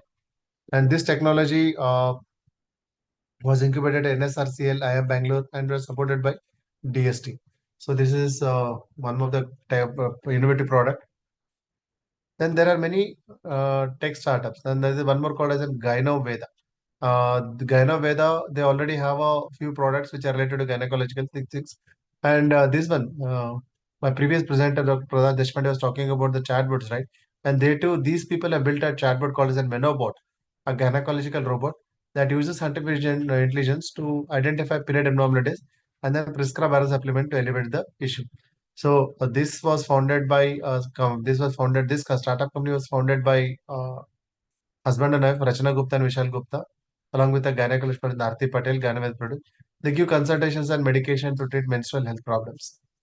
And many of you already heard about Nirog Street. Now, Nirog Street is a community of Ayurveda doctors, where doctors can enroll in a platform. They can start practicing. We got a lot of patients on the platform. Patients come over this platform. Knowledge sharing, peer review. They got onboard manufacturers also who can supply medicine to the doctors, right? So this is one more startup with the tech market. And I'm mentioning a few of the various startups, innovations since this one. Talked about the advanced emission. One more Nadi Tarangan, Atra Innovations. This is a very well developed by Anirudh Joshi there. He's an ITian. There is pulse diagnosis equipment. Many colleges, I think, already have this Nadi Taranginis. And there is one more new startup called as an N-Pulse Prognosis. They have developed a wrist device where this is an startup which was awarded by PM Modi as best startup in 2022. And this is the startup is now incubated at IIT Kanpur, and we have an MOE with them now. Now they have developed a wristband, similar to that of a digital watch, where they can tell that what would be the nadi. What is the probable not a right the better place. Other than that, there are other technological startups. One is the CopyFit. They got online video consultation platform, electronic health record softwares like Vaidya Manager. This is a startup company. They are called as Electronic Manager. And one more Kerala-based startup company. They got an Eka Vaidya. They got a digital Ayurveda database. I think it is available on the platform, on the Android platform. Shall tell you the name of it. Uh, Sorry, forgot it. You can type it as Eka Vaidya. They got it's a database of all the medicines, drugs, etc. Then Kalash Medtech. Now this is one of the another startup which is now at incubated at ISC Bengaluru. Now they have got an automated Ayurveda devices, Panchakarma equipments. Then there is one more Kerala-based startup called as Praman Ayurtech. This is also incubated in one of the IITs. They are developing clinical management system and support system, clinical decision management support system. So these are the various startups who are working in a technological sectors. So this is all I talked about the scope of startups in Ayurveda, the scope of innovations in Ayurveda. Mainly three sectors: food sector, then we have cosmetics, we have the technology. These are various. No, it's not that every startup will be a success. There are a lot of challenges faced by startups. Now, one of the most important challenge, the first and foremost challenge faced by startup is the financial resources. Now, from where to get the money? Then we need a good team members. It's not that I can hire everyone. We need a good team. Then we need a good founders. Then we need a supporting infrastructure, incubators, science and technology park, business development centers, etc. Because, for example, I come from a background of Ayurveda. If I want to develop something in college and technology, then I need a people who are, who are expertise or mentors from the field of an IT.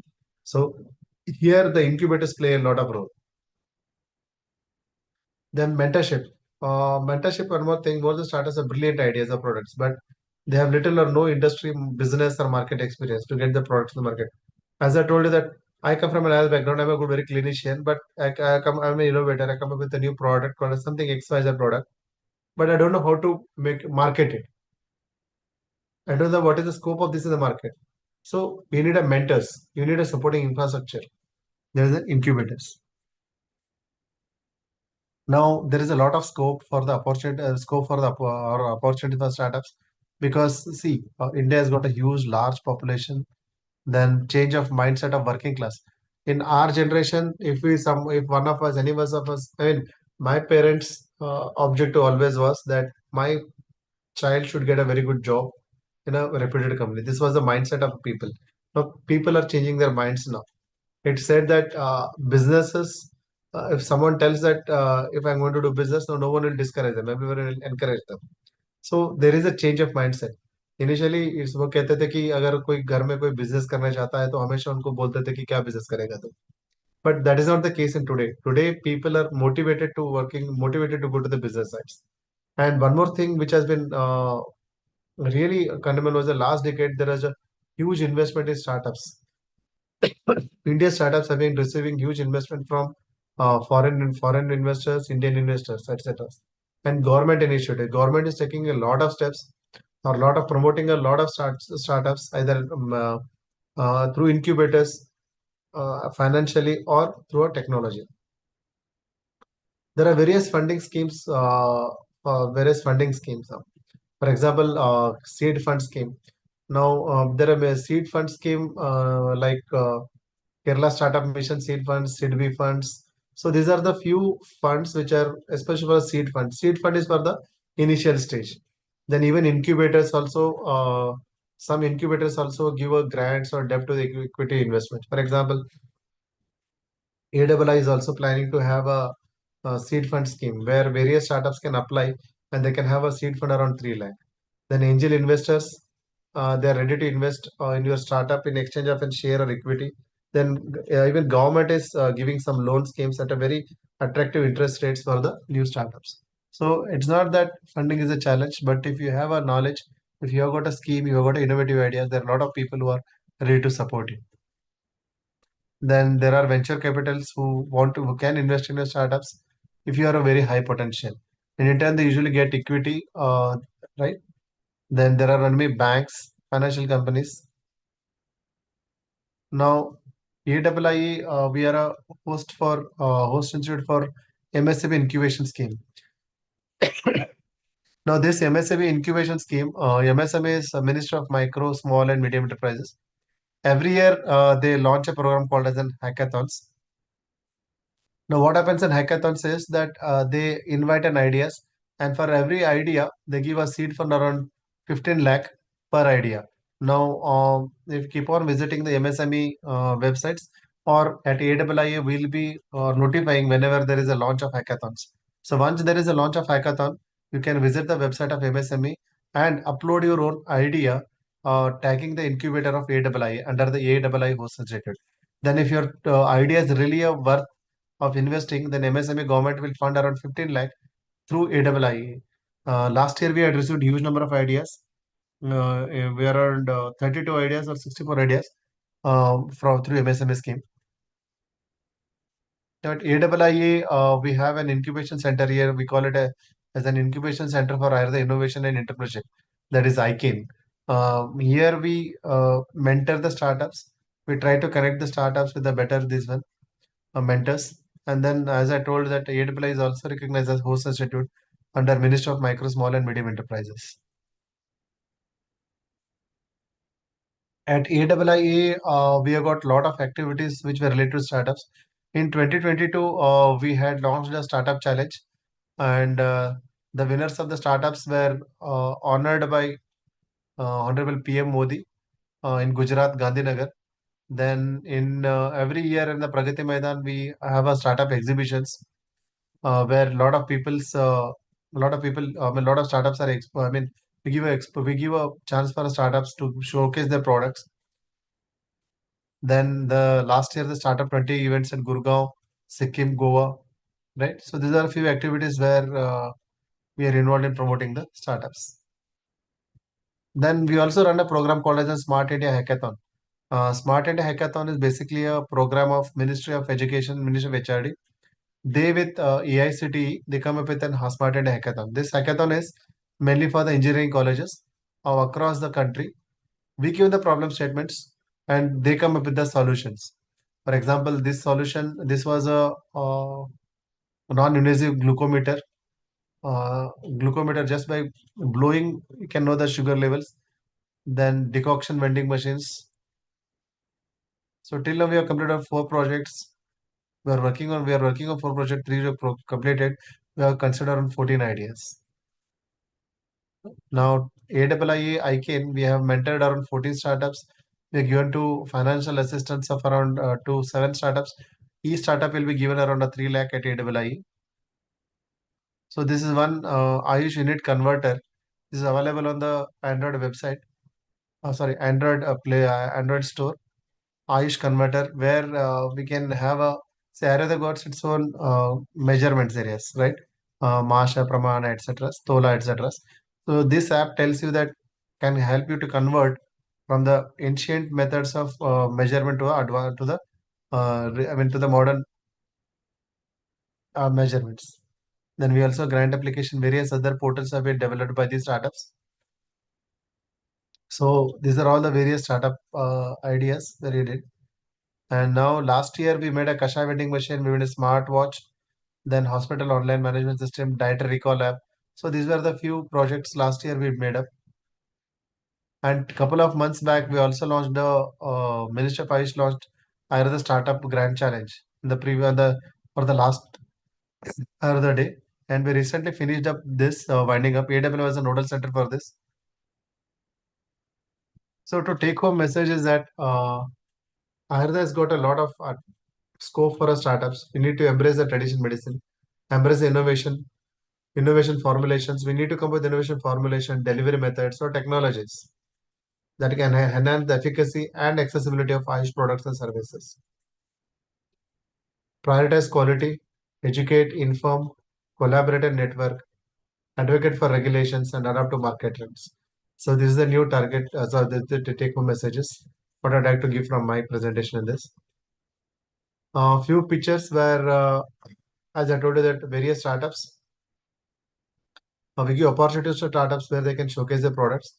This is Ayur Vastra, one of the startup called as an Ayur Vastra Textiles, where these are herbal dyed textiles. Then Green Forest, they have got few products related to medicines. Then Sattva Ayurveda. Then Ekavedya, this is what I'm talking about. Ekavedya have come up with an this one, a digital database platform. It is available on Android and iStore also. Nispand is from Yoga Wellness. They got a app related to yoga wellness. Atre Innovations, that is Nadi Tarangini. Then Sarganic, Lirog Street, Ayusla. These are the few startups. I'd like to end the talk, conclude by saying, I think this is, I mean, so the audio may not be audible, but it got a title, so you can read those.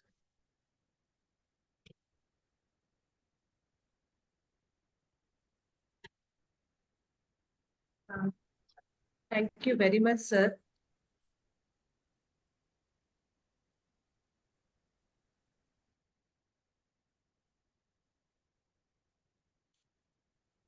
Yeah, thank you very much for patience listening. Anyone get an, I mean, doubts or need to interact, we are free. Thank you very much. Thank you very much, sir. It was an extremely inspiring session. I think, speak on the behalf of all the delegates that we weren't even aware that there were so many startups.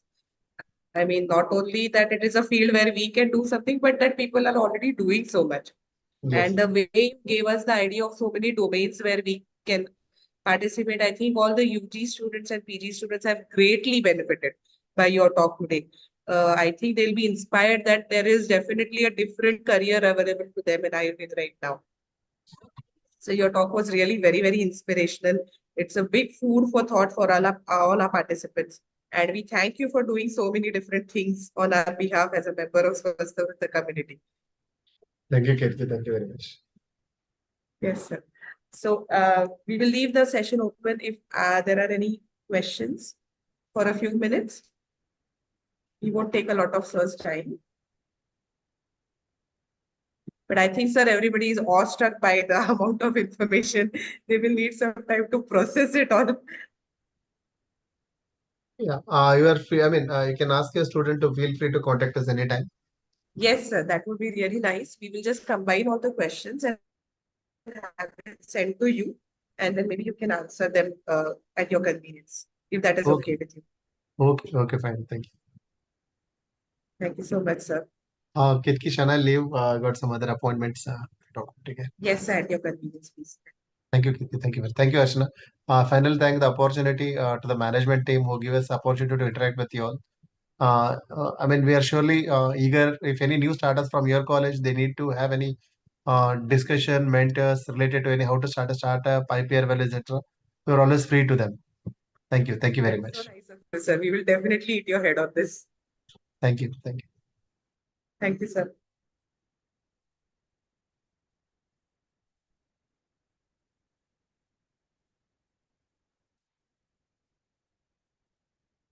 Yes, delegates, now we will go on to the third session and the final concluding session of our webinar today.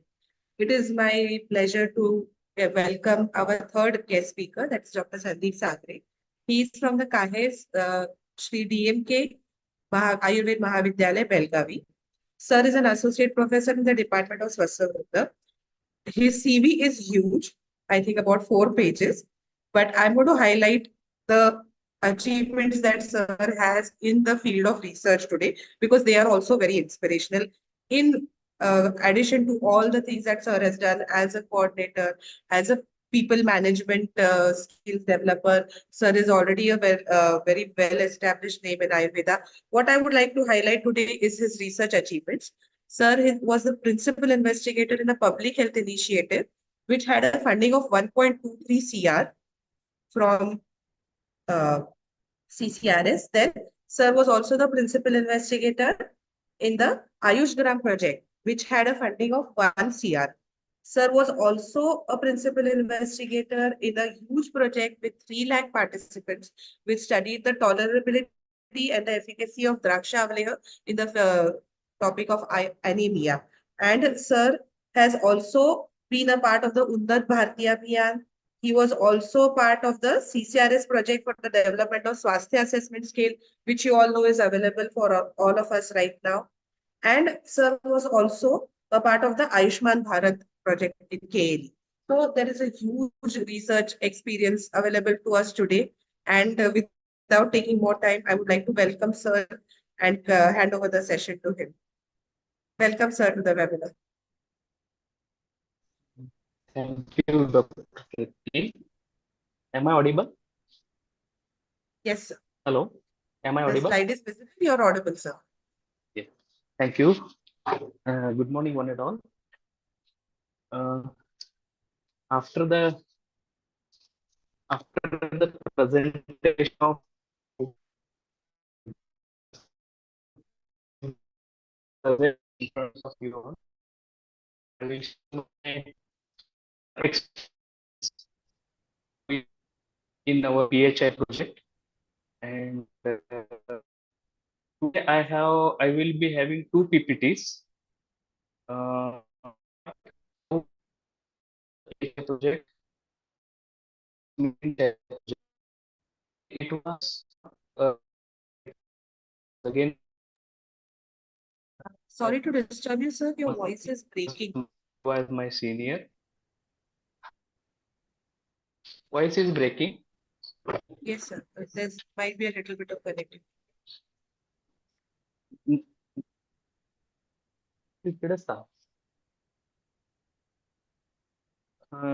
Is it audible now?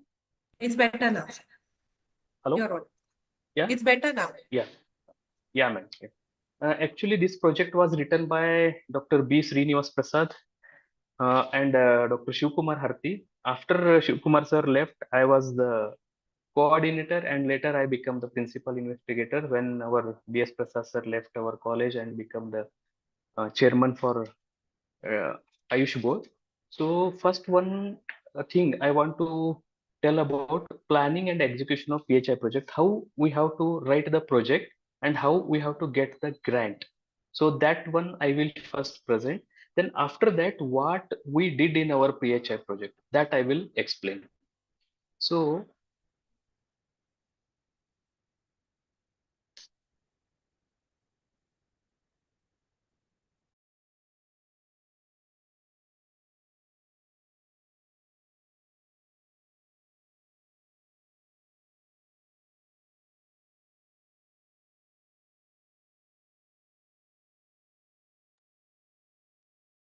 objectives of today's topic is, what is PHI project, how to apply for getting this project, what are the rules and regulations to be followed to write the project, and how KLE has conducted and executed this project during our tenure. So, hello, am I audible, madam? Sir, you're audible. Please continue. Yeah. PHI project. What is meant by PHI project?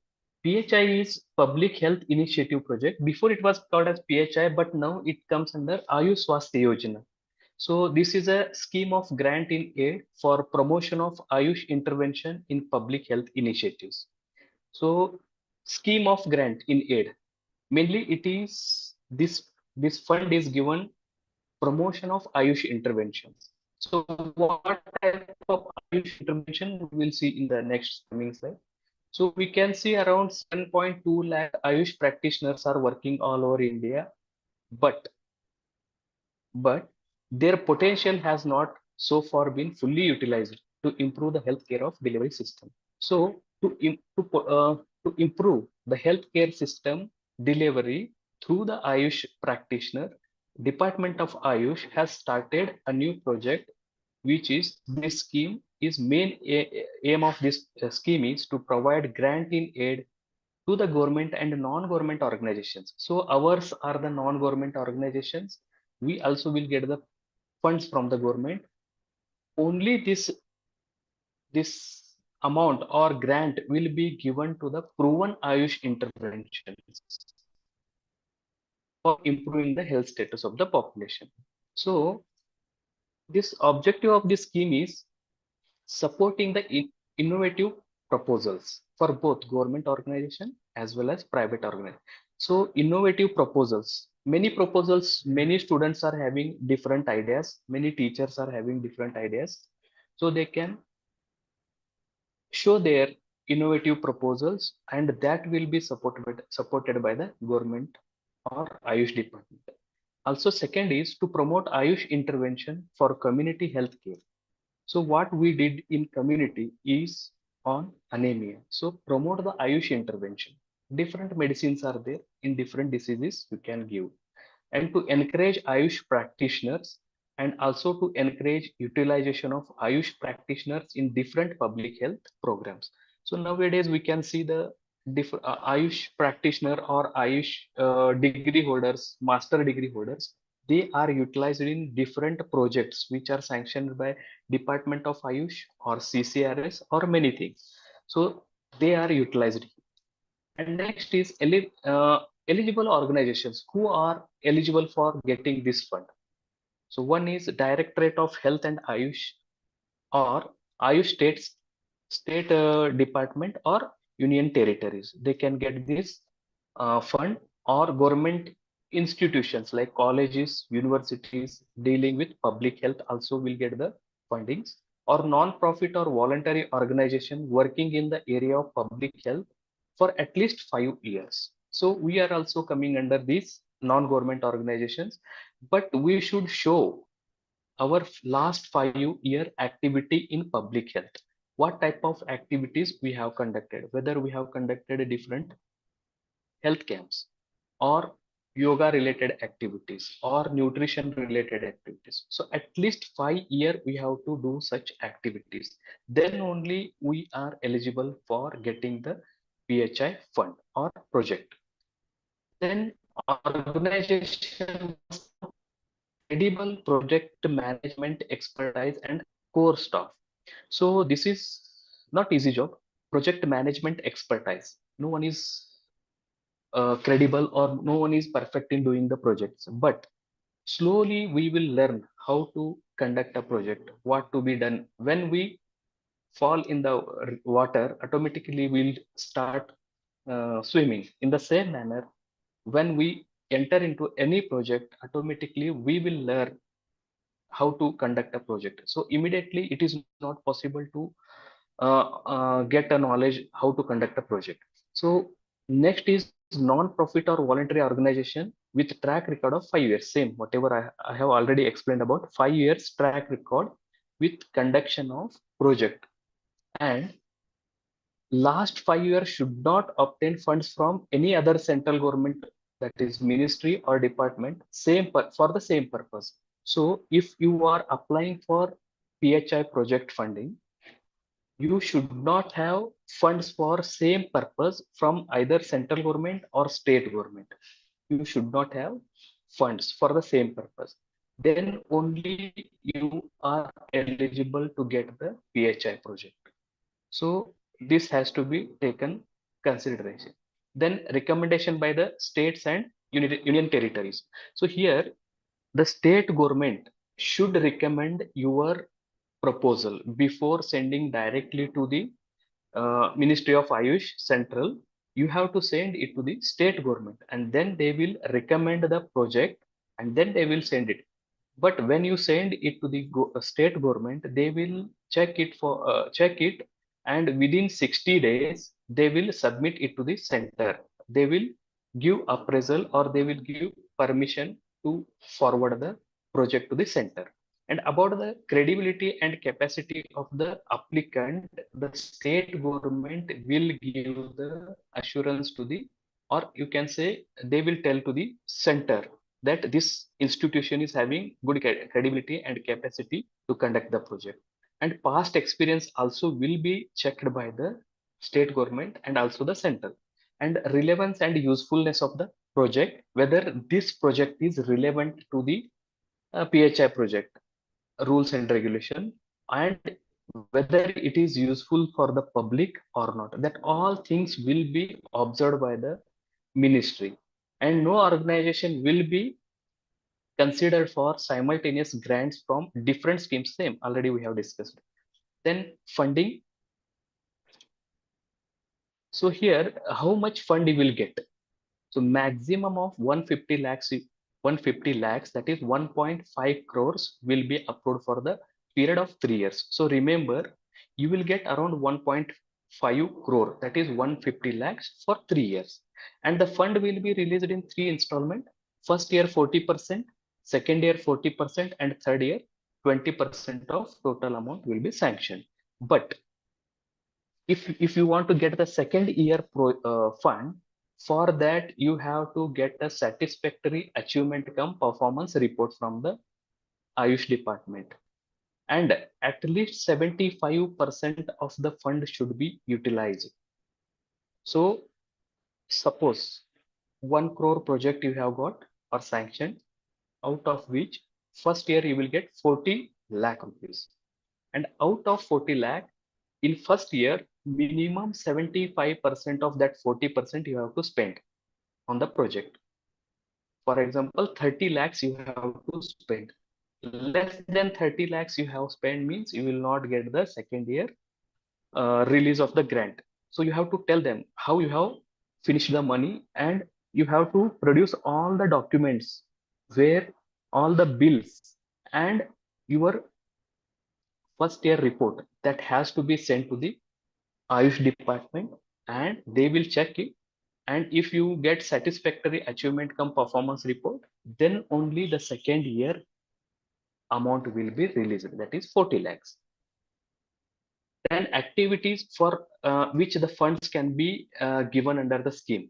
So for which type of activities you will get the funds? The development of material. If you have got the 1 crore rupees, so you have to spend money for development of materials like handbooks, pamphlets, leaflets, for the purpose of training to the Ayush and allopathic doctors. So these are the most important thing. You have to give training to the Ayush and allopathy doctors. Also, you can give a training to the school teachers, Anganwadi teachers, Asha workers. Many people are there who work for the community. So you can give training to these people. And second thing is distribution of the medicine and organization of free medical camp. For that also you have to spend your money. Then purpose of Ayush intervention should be only for acceptable formulations. So here, which is accepted formulation or already proven treatment, already proven medicine, already proven therapy.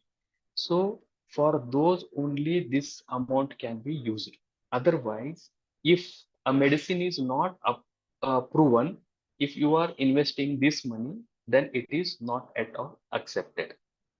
So this money has to be used only for proven treatment, proven therapy, or proven medicines, not other than these things. Then other conditions like the grant received under the scheme should be utilized as under not more than 25% of the total grant should be spent on establishment and project management. So what is establishment and what is project management? Suppose you have received 1 crore rupees, and out of which 25% should be for project management.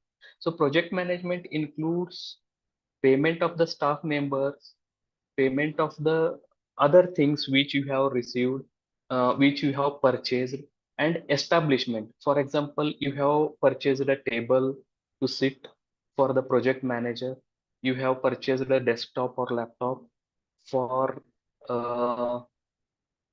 printer or pen drive, etc. things. So all these should not cross 25%. Only you can use 25% for project management and establishment, and not less than 50% for medicine. So this is most important. If you have received 1 crore rupees, out of 1 crore, you have to spend minimum 50% of the 1 crore, that is 50 lakh rupees for medicine. 50 lakh for medicine or more than also you can utilize for medicine, but it should not be less than 50% for medicine. and the remaining 25% for Ayush awareness and minor equipments. So Ayush awareness includes IEC activities, information, education, and communication. Already we have discussed in previous slide, that is preparation of pamphlets, handbills, or banners. For all these purpose, you have to utilize 25%, and minor equipment. For example, in our PHI project, we have used for purchase of the hemoglobinometer in case of anemia. So for those things you can utilize 25%. So 25% for establishment and project management, 50% for medicine, and remaining 25% for your Ayush awareness and minor equipments, total 100%. And project proposal should have head or component wise and year wise cost details of the project. So proposal, when you write a proposal, it should be head wise. For example, medicine head, the around, you want to treat around 100 students, 100 children.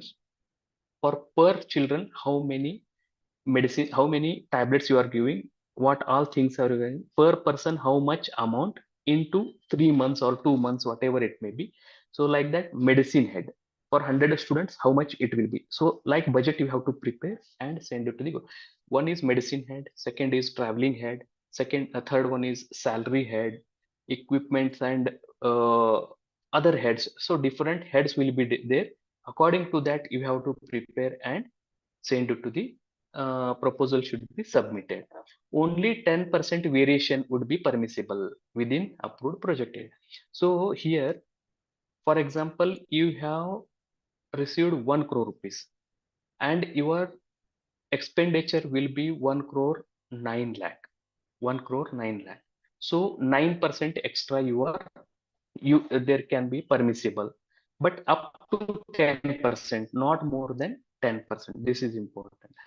Then component wise, approved project cost has to be submitted. Year wise, deliverables and other condition defined in the sanction letter must be included in the bond to be submitted before release of the grant. See, this is important. So what deliverables you are delivering during your first year of the project, what things you are going to do in your first year, that has to be written in your proposal. Second year, what things you are going to do.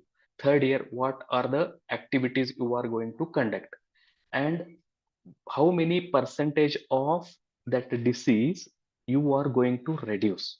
Second year, how many percentage of that disease you are going to reduce. So all those deliverables you have to propose during your submission of the project, and it is all has to be written in the bond, and that bond has to be submitted to the ministry.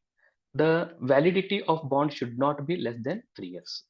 Then utilization statement and certificate will only be accepted if it is audited by the chartered accountant. So first year, after the completion of work of your first year, then you have to submit the bills to your accountant who is working in your institution, and they will prepare the statement of the account, and that will be sent to the CA or chartered accountant, and that chartered accountant will verify the bills, and then he will give the UC or utilization certificate.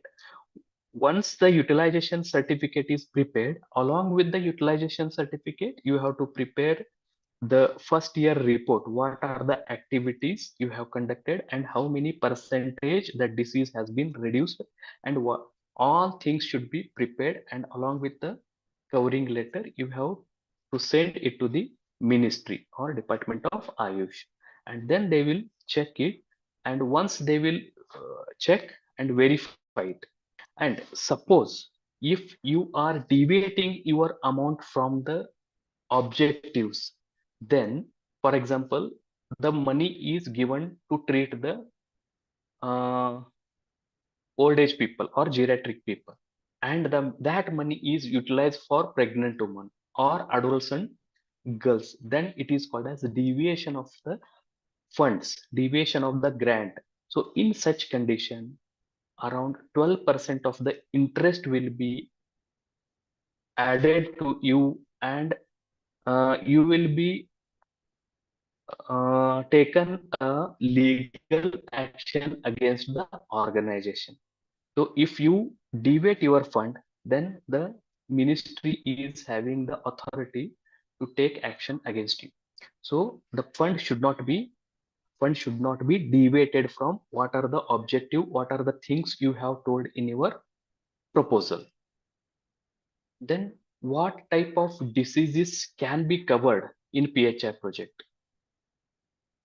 So the proposal may focus on management of different diseases like communicable diseases. Mainly you can focus on these diseases, that is malaria, chikungunya, acute diarrhea, respiratory tract infection, viral hepatitis, measles, dengue, urinary tract infection, and whooping cough. So these are the diseases you can do work on these diseases, and you can write a proposal to control these diseases or cure these diseases. Then along with that, non-communicable diseases like lifestyle disorders. So here obesity, hypertension, CHD, or thyroid diseases, you can write a project on these type of lifestyle disorders. Geriatric care, old age mainly, and adolescent girls and women, for women of reproductive age can be taken. And also school health programs like capacity building, including training of teachers for proven Ayush intervention for anemic conditions. So we have done in our PHI project, that is anemia and malnutrition in school children. So you can work on these, or you can prepare a project on these topics also. Next is staff for the scheme. Who all are taken for this project work? One is senior project consultant. One person can be taken who is a graduate in Ayurveda, Unani, Siddha, or homeopathy. Along with, he should have experience of 10 years in public health, and which 5 years experience in public health will be taken, and he will get around a salary of 75,000 per month. And second person is domain expert public health, one post. So he will be postgraduate in public health with 5 years experience, who will get around 65,000 per month salary. And office assistants with graduate in typing, around 20,000 per month he will get. And COE, that is senior project consultant, he is graduate in Ayurveda, Unani, Siddha, or homeopathy, who will get around 75,000 rupees per month salary, and he should have a experience of 10 years in any hospital management, quality standard, Ayush pharmaceutical industry, Ayush research and education, etc. Next is financial consultant, who is having MBA in finance with 5 years of experience with 50,000 per month salary will be given to him. Office assistant with graduate in typing and 20,000 salary will be given. And for these all staff members, every year there will be increment of 5% in their remuneration. So next is project appraisal. So there is a committee which is called as project appraisal committee, where there are different members. Joint secretary Ayush will be the chairperson. Advisor in department of Ayush will be the name member. Director of research council member. One representative of reputed community or public health nominated by the secretary Ayush.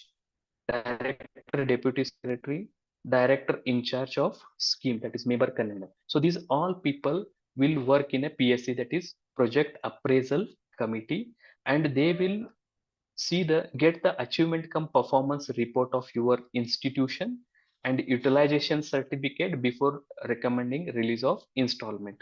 So after getting the PSC approval, then it will go through the approval of project, that is project approval committee, which is also having a member of 6 members. And once the project proposal recommended by the appraisal committee will be considered for sanction of the grant. So it is called as project sanctioning committee. And once the project is sanctioned, what are the selection processes? There are 3 steps. One is examination of the proposal in the section, project appraisal committee, that is PAC, it will go to the PAC, then lastly it will go to the project sanctioning committee.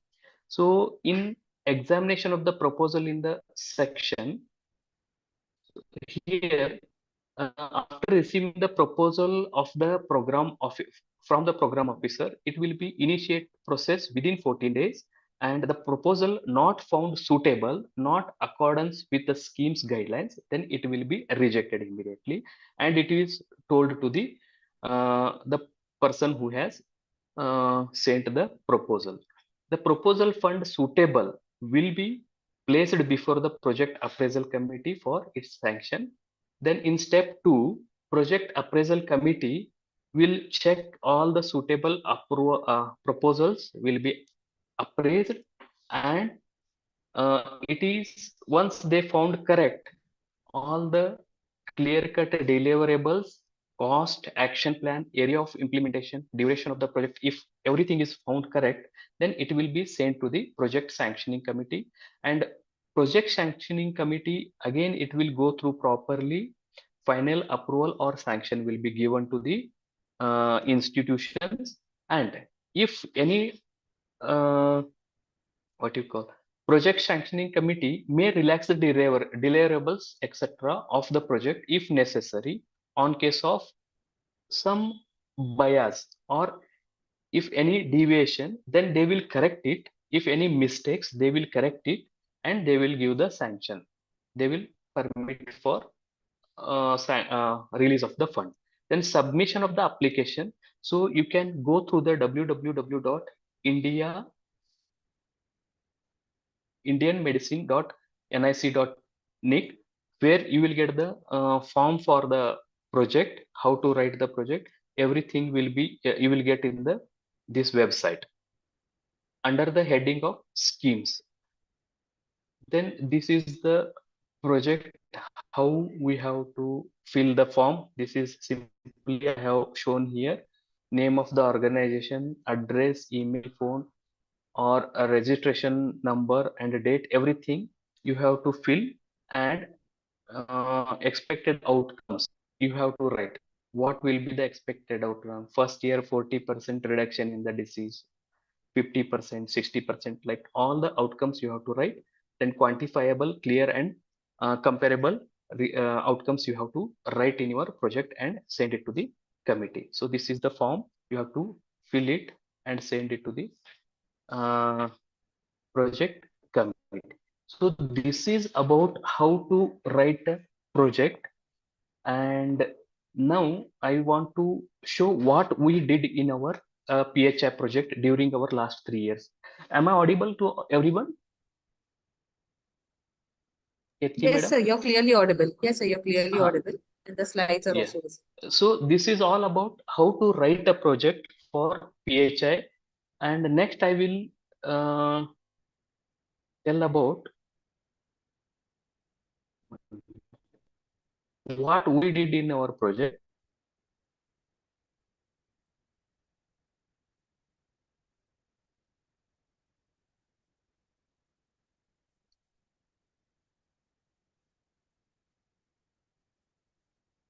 So this is a little bit interesting. PPT is visible, right? Yes, Ketki sir. Hello. Yes, sir. PPT Yes, sir, is the PPT visible. is visible. Yeah. So now I will go to Sir, present my can you put it in slide mode? what we did in, madam. Slide mode, please, sir.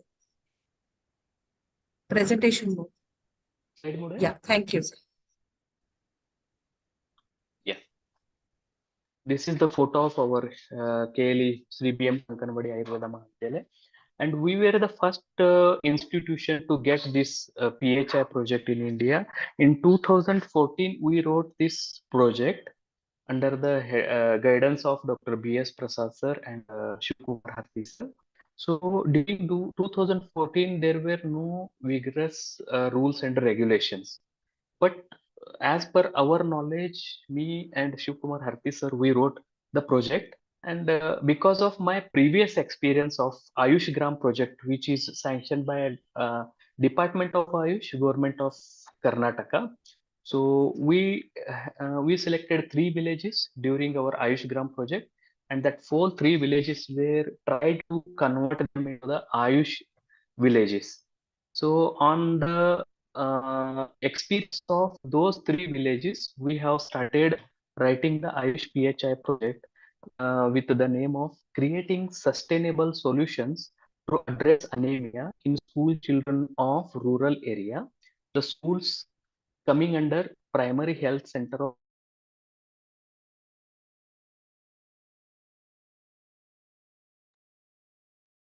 Sir, we lost your audio and video.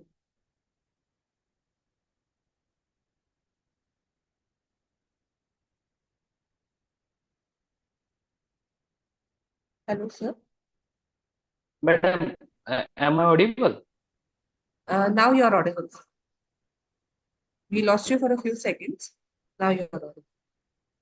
Okay, okay. So the name of this PHI project was given as creating sustainable solution to address anemia. So here mainly we are addressing anemia in school children of rural area. Rural area, which rural area? The schools which are coming under primary health center of Hudli PHC of Belgaum district, Karnataka. So one PHC is there. The name of the village is Hudli. It is a village. Under that village, one PHC is coming, and under that PHC total 26 villages are covered. So during that time, the department was called as Ministry of Health and Family Welfare, Government of India, Department of Ayush. So during those days, the principal investigator was Dr. B. Srinivas Prasad, our principal, and co-investigator myself, Dr. Sandeep Vidyapeeth, and Dr. Kavita, and JRF was Dr. Jeba Mullah, lab technician Rajendra, and menial staff were Neil Prakash. So you can see the diagram of that Hudli PHC. This is the Hudli PHC where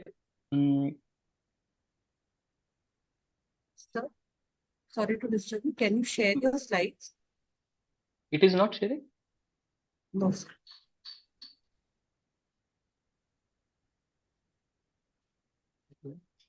We can see your video, but we are not able to see the slides.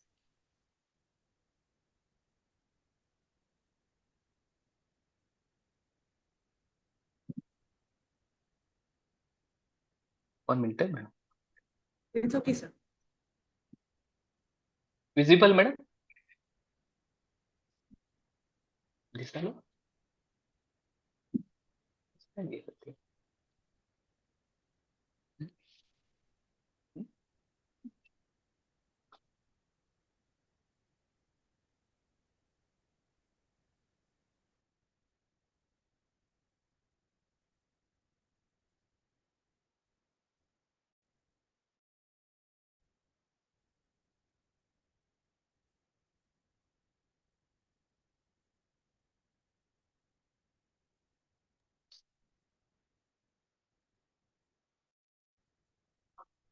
So while the slides are being shared, there are a few questions. If you could like to use this time to answer them.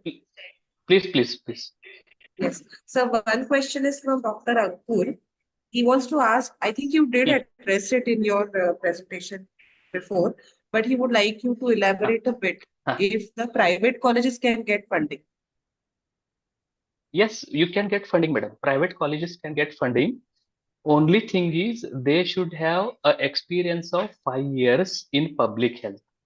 They should have do some activities related to free health camp, yoga camp, nutritional camp, Vana Mahotsava, plantation of the tree, different activities for at least 5 years they should have, and all the reports they should present before the Department of Ayush, and all the audited report of last 5 years, 5 years audited report of your college. I think Sumandeep college is newly established college, not I think 1 or Yes, 2 sir. years only, I think, right? Yes, sir. So at Yeah. least 5 years you have to work in public health. So once you do 5 years work, you are eligible for getting the fund. Okay. But So now your you slides are start work. visible. Visible? Yeah. Shall I start? As you wish, sir. Yeah. Then this project area Hudli PHC you can see here.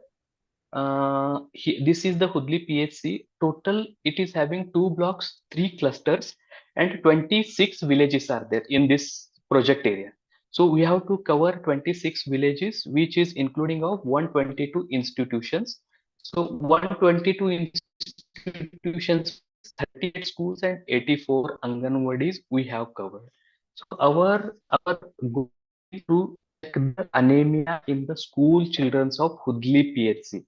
So school children means schools and Anganwadis, 4 years to 16-year children we have covered in this project. So total 26 villages, 122 institutions, which covering 38 schools and 84 Anganwadis. So before starting the project, I told in previous PPT that we have to write the objective and we have to work on the basis of objective only. So first objective was to assess the health status of the students. Then second is to identify health problems related to anemia and to manage.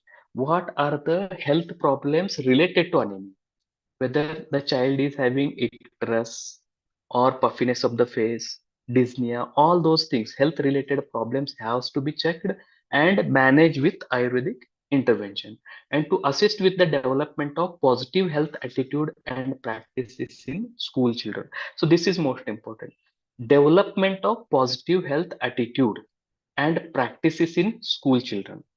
And fourth objective was to identify problem areas in school environment and to assist with corrective measures. What are the problem areas in school or school area? So those problems have to be identified and assist with the corrective measure along with the help of Gram Panchayat or Taluka Panchayat or Jilla Panchayat or ministry. And fifth objective was capacity building programs for students, parents, teachers, local healthcare staff on the following topics. So capacity building program, IC activities, mainly personal hygiene and promotion of positive health in children, nutrition and health, prevention of communicable diseases, usage of medicinal plants in the preventing, curing disease and promotion of health and healthful school environment, that is hygiene, etc. and family life, that is sadvrutta. So these are the 6 things we have covered under capacity building program, and mainly we have concentrated these programs for students, parents, teachers, local health care staff like ASHA workers, Anganwadi workers, etc. So I will tell about our first year 2015 and 16, what work we have done and what achievement of the institution during our project work. In year first, total 264 camps were conducted, and out of which 5,092 students were screened for anemia, and out of which 1570, that is 30.83 percentage, were found anemic. Kindly remember this, 30.83 percentage of children were found anemic. So 1570 is 30% of 5092. So after screening for the 6 month along with our hemoglobinometer, we have started 3 types of medicine. First medicine is Krumikutarasa antihelminthic 250 mg BD for 6 days only as an antihelminthic Krimi Hara Chikitsa. Then after 6 days, from 7th day onwards, Punarnava Mandora 1 BD for 90 days in less than 10 years children. It is 250 mg BD for 90 days, and for more than 10 years up to 16 years, it is 500 mg BD. And Drakshavali has 6 gram BD for less than 10 years for 90 days, and more than 10 years, 10 grams BD for 90 days it has been given. And after 90 days, we have to go and recheck the HB percentage. So during these first uh, before the treatment, treatment, anemia related informative animated videos were prepared by us, and all those videos were shown to the all the school childrens. So how anemia will come, what are the causative factor for anemia, and how to reduce anemia, all along the picture includes or video includes Chota Beam. So Chota Beam will come and he will tell what are the causative factor for anemia. So student will see the screen and they will come to know that this is the causative factor for getting the anemia. So I have to eat these things. So like that we have prepared the different videos and shown to all the 122 institution. And pos for positive health attitude, we on 21st June 2016, International Day of Yoga was conducted in 10 different schools and around 4,974 people were benefited.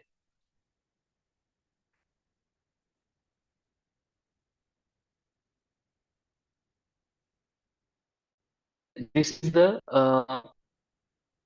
these are the names of the medicines. You can see the presentation. These medicines were prepared in our KLA Ayurveda pharmacy, which is more than 90-year-old pharmacy. Only these are prepared for our PHI project purpose only, not for the sale. Then these are the different demonstration of yoga uh, during the June month in different 10 schools by our BMS students. Then 5,385 informative health charts were distributed to all the schools. So these are the charts. Charts means the size of the chart is 8 by height is 8 and 6 feet length. So these are the charts. Which first one is showing the Rakta Vardaka Ahara, which is written in Kannada. What are the foods to be taken during the anemia? Then second, positive health attitude, that is Surya Namaskara related chart, and hand washing techniques. Then Dinacharya related charts were displayed in all the schools, and what are the fruits which will improve your hemoglobin level. Such charts were prepared and displayed in all the schools, that is 122 schools into 5 charts. And total 140 sets of Ayurvedic first aid kit were prepared. This is most important. This is one of the best innovative work we have done during our project. We have prepared a Ayurvedic first aid kit around, and those all kits were supplied or distributed to the schools. So you can see here, this is the first aid kit which contain different medicines like Lodra Haridra mixture, Jatyadi Taila, Dashanga Lepa, Shatadhota Gruta, Tankana Bhasma, then Shubhra Bhasma, pain spray, hand sanitizer, thermometer, then Meditape, plain forceps, band-aid, all these things were added. So you can see the contents of our first aid kit. This is the first aid kit, and you can see here Ayurvedic first aid kit manual. So how to use these medicines is also written in this manual, and which student, which date that medicine is used by the school authority. Everything is recorded in this manual. So this is one of the innovative and most successful thing I can say in our project. Then 5 capacity building programs were conducted in 5 different villages on, you can see here, nutrition and balanced diet, personal hygiene, prevention of communicable diseases, usage of common medicinal by Dr. Arun Chogla from Department of Dravyaguna, and importance of yoga in day-to-day life. So these were conducted for parents, Anganwadi teachers. So you can see here different activities in different temples, PHCs, schools, and distribution of charts to the parents of the anemic children. And second year, so this is about first year. Second year, in 2018, 320 camps were conducted, and 6,663 students were screened for HB percentage, and out of which 881, that is 13.22% students were found anemic. Just our, am I audible? Audible, madam? Yes, sir. Hello? Yeah. Yes, sir, you're In on. first year, I told 30, yeah. In first year, 30.82 percentage children were anemic. And when you come to the second year, it is 1570 were anemic, that is 30.8 percentage. And in second year, it is reduced to 881. Just see here, 30% to it reduced to 13.22 percentage. So there is huge reduction in anemia students. And remaining 1,200 special cases of 131 and 8 anemic were found health issues. 36 students were severely anemic. This has to be remembered. So less than 8 percentage were considered as severely anemic, and those students were referred to the PSC or higher centers. First year it was 30 percentage, and second it is reduced to 13.22 percentage. And during our first year, out of 38 schools, 5 schools become anemia free and 10 Anganwadis become anemia free. This is the achievement we got during our first year activities. Then total after 96 days in second year, 881 students were anemic, and after 96 days, 121 students remained anemic, that is 1.81 percentage. First year it was 30 percentage, second year initial it is 13 percentage, and next year at the second year end of the project post treatment it is reduced to 1.81 percentage. So from 30.822, it is reduced to 1.81%. This is the achievement we have to show to the government. And 147 students were migrated from their places. So this is the most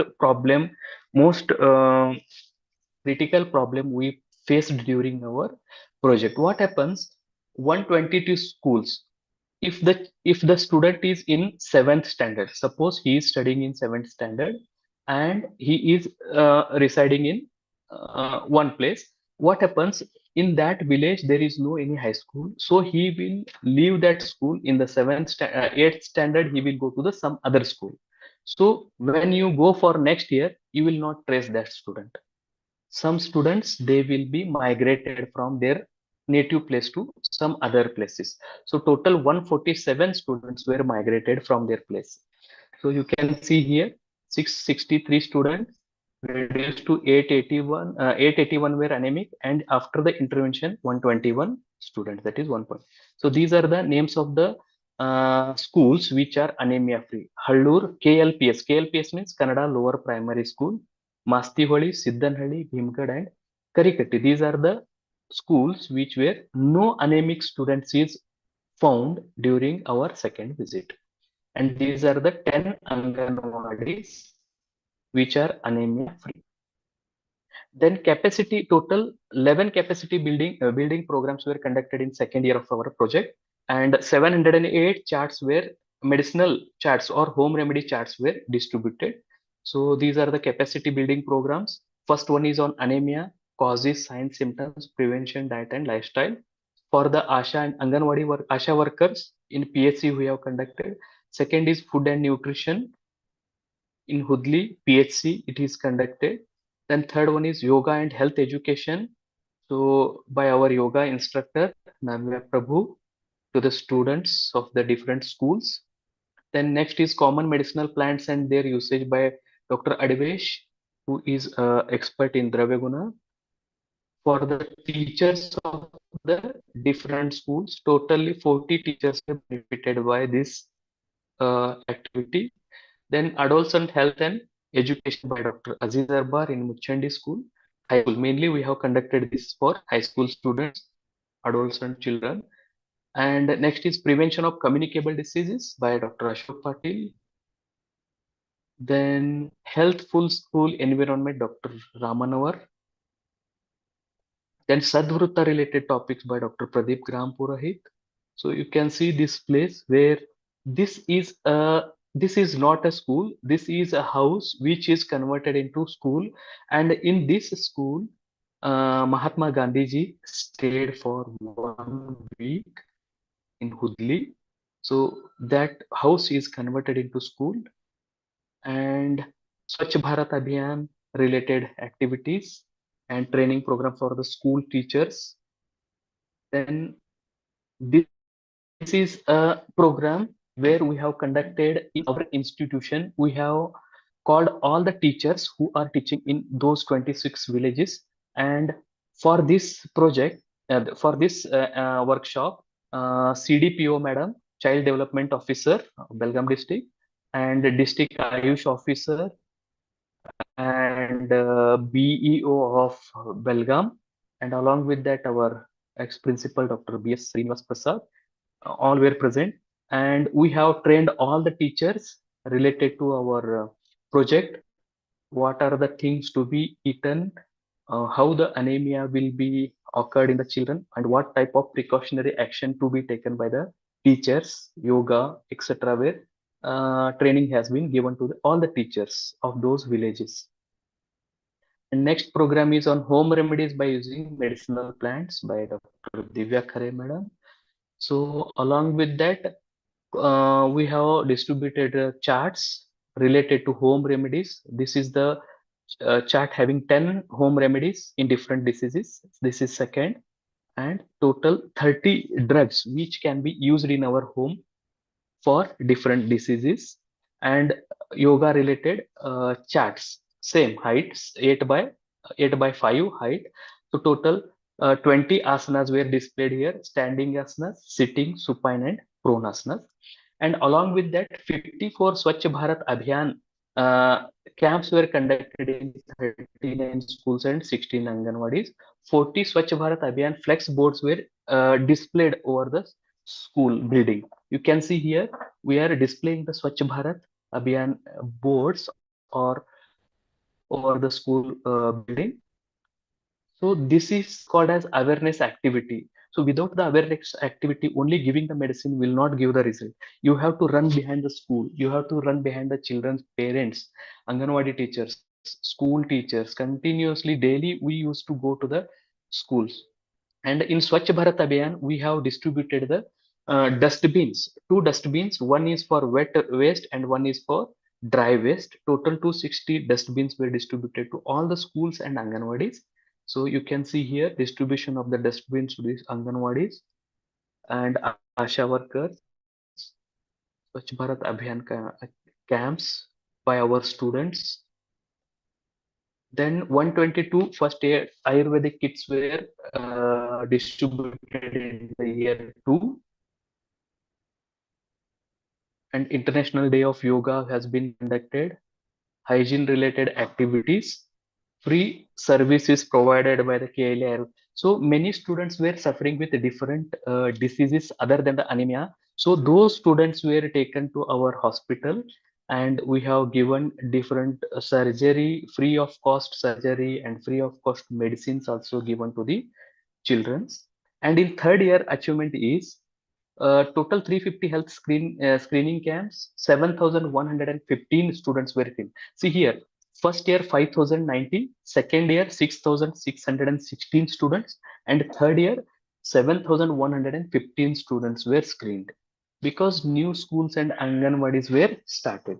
And in third year, 7.22 percentage anemic children were found. And after the 90 days of medication, only 1.04 students were remained anemic. This is the achievement. Just remember my first slide, that is 30%, 30.82% reduced to 13%, and at the end it is reduced to 1.04%. So this is the achievement we can say in our PHI project.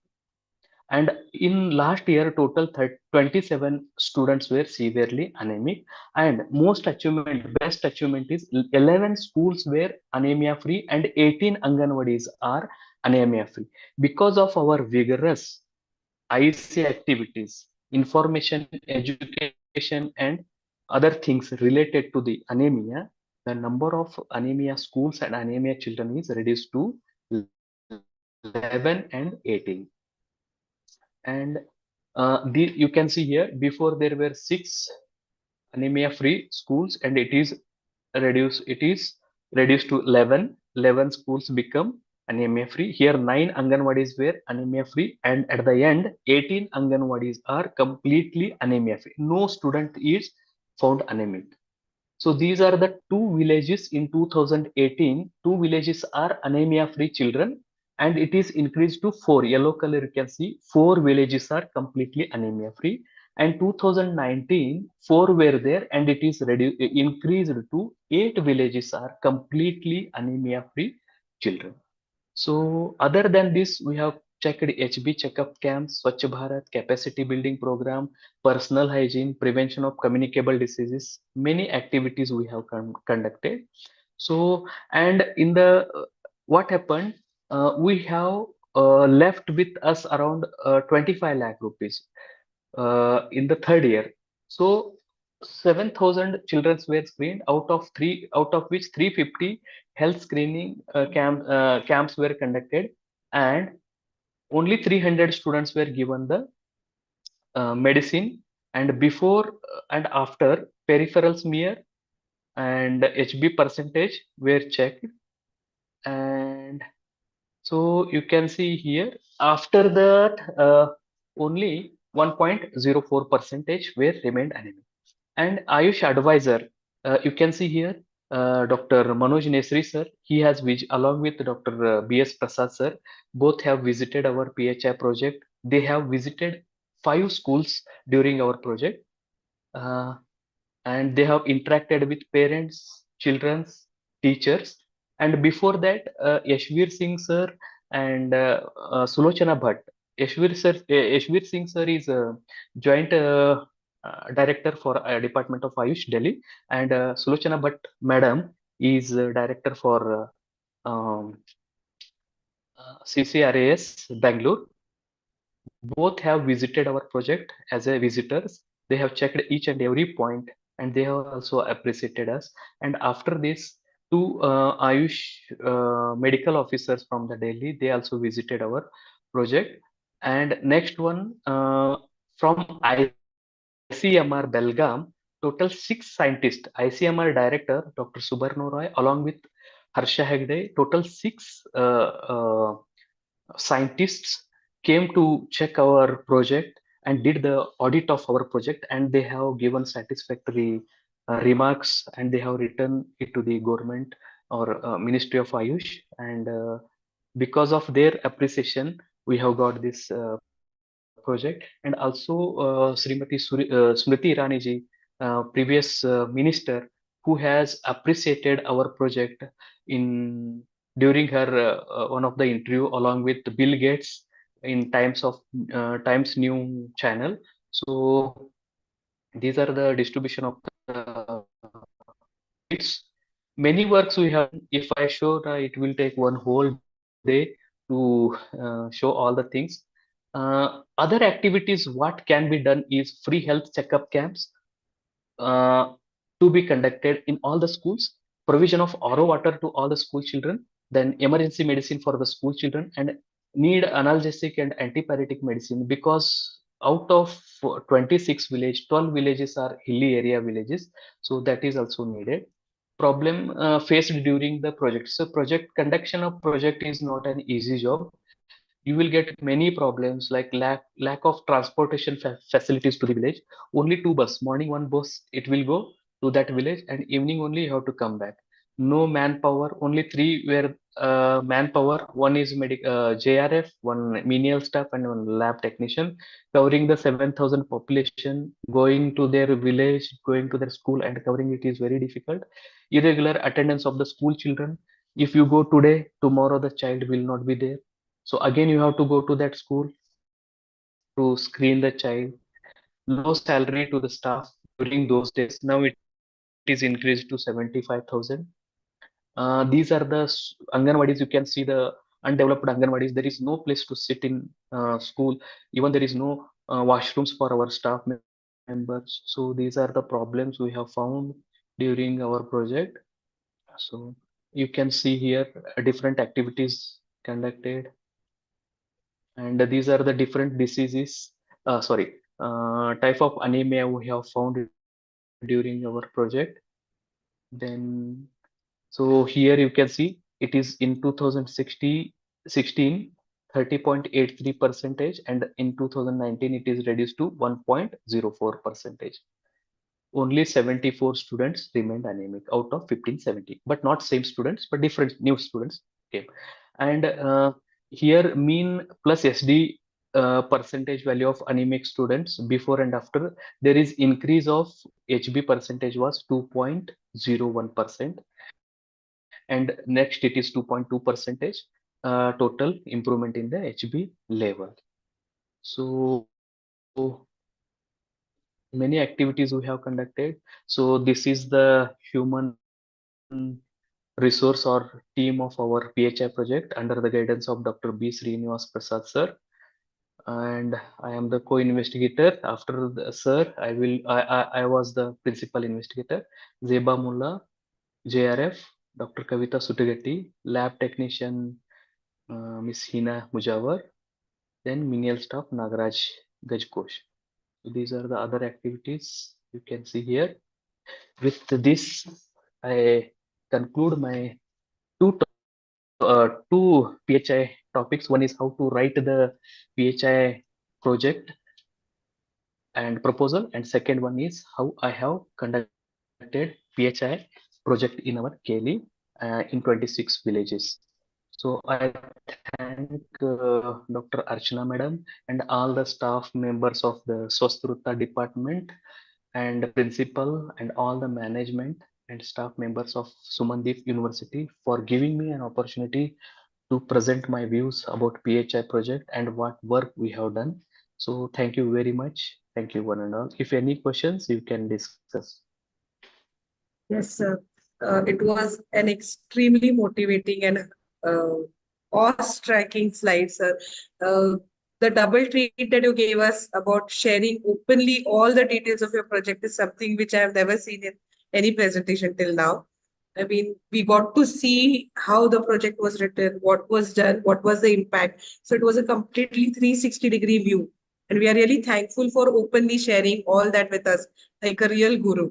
Thank you so much. And there is one more question, sir, Thank from you, Dr. madam. Deepti. Please, madam, She please. wants to know whether the 5-year criteria that you mentioned, is it applicable to the institute as a whole or as only to the applicant? Yes. That they should not have. Yeah, no, it is applicable to the college, whole institution.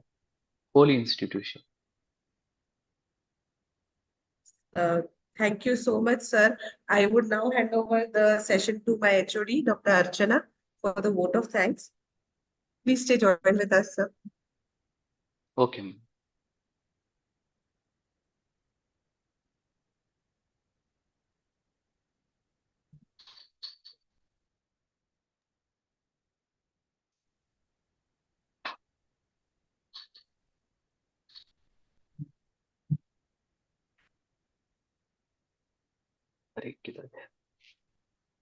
Good afternoon, one and all.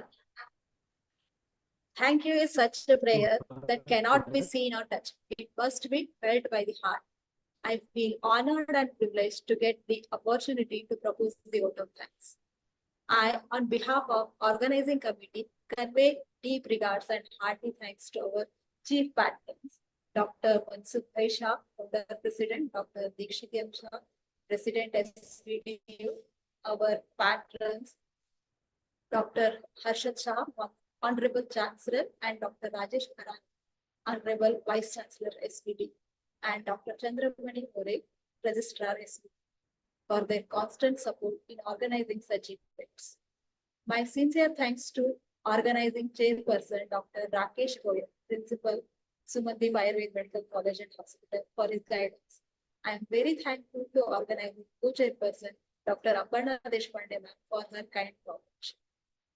I would like to extend my heartfelt gratitude to our resource persons of the today's webinar, Dr. Prasad Deshpande sir, Dr. Shivkumar sir, and Dr. Sandeep Sakre sir, for accepting our invitation in spite of their busy schedule.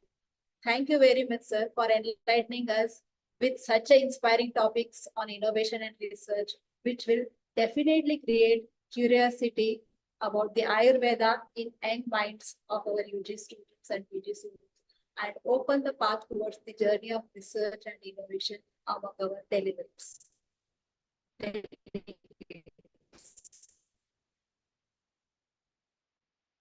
I would like to convey special thanks to IT department for providing the technical support, and our academic thankful to Dr. Sunil sir, Dr. Tanya for help in organizing this.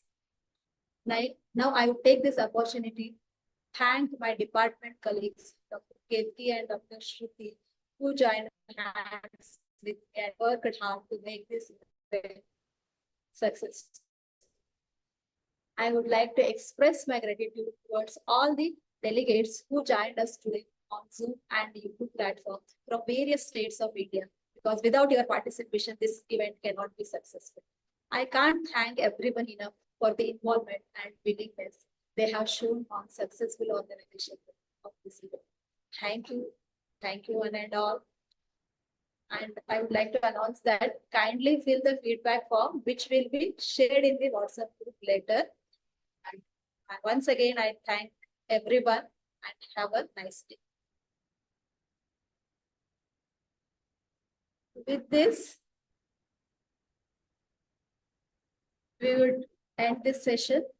So any questions, if you have, you can write in the WhatsApp group. Also, we will convey it to our speakers so that we can get the answers for that. Okay? Thank you.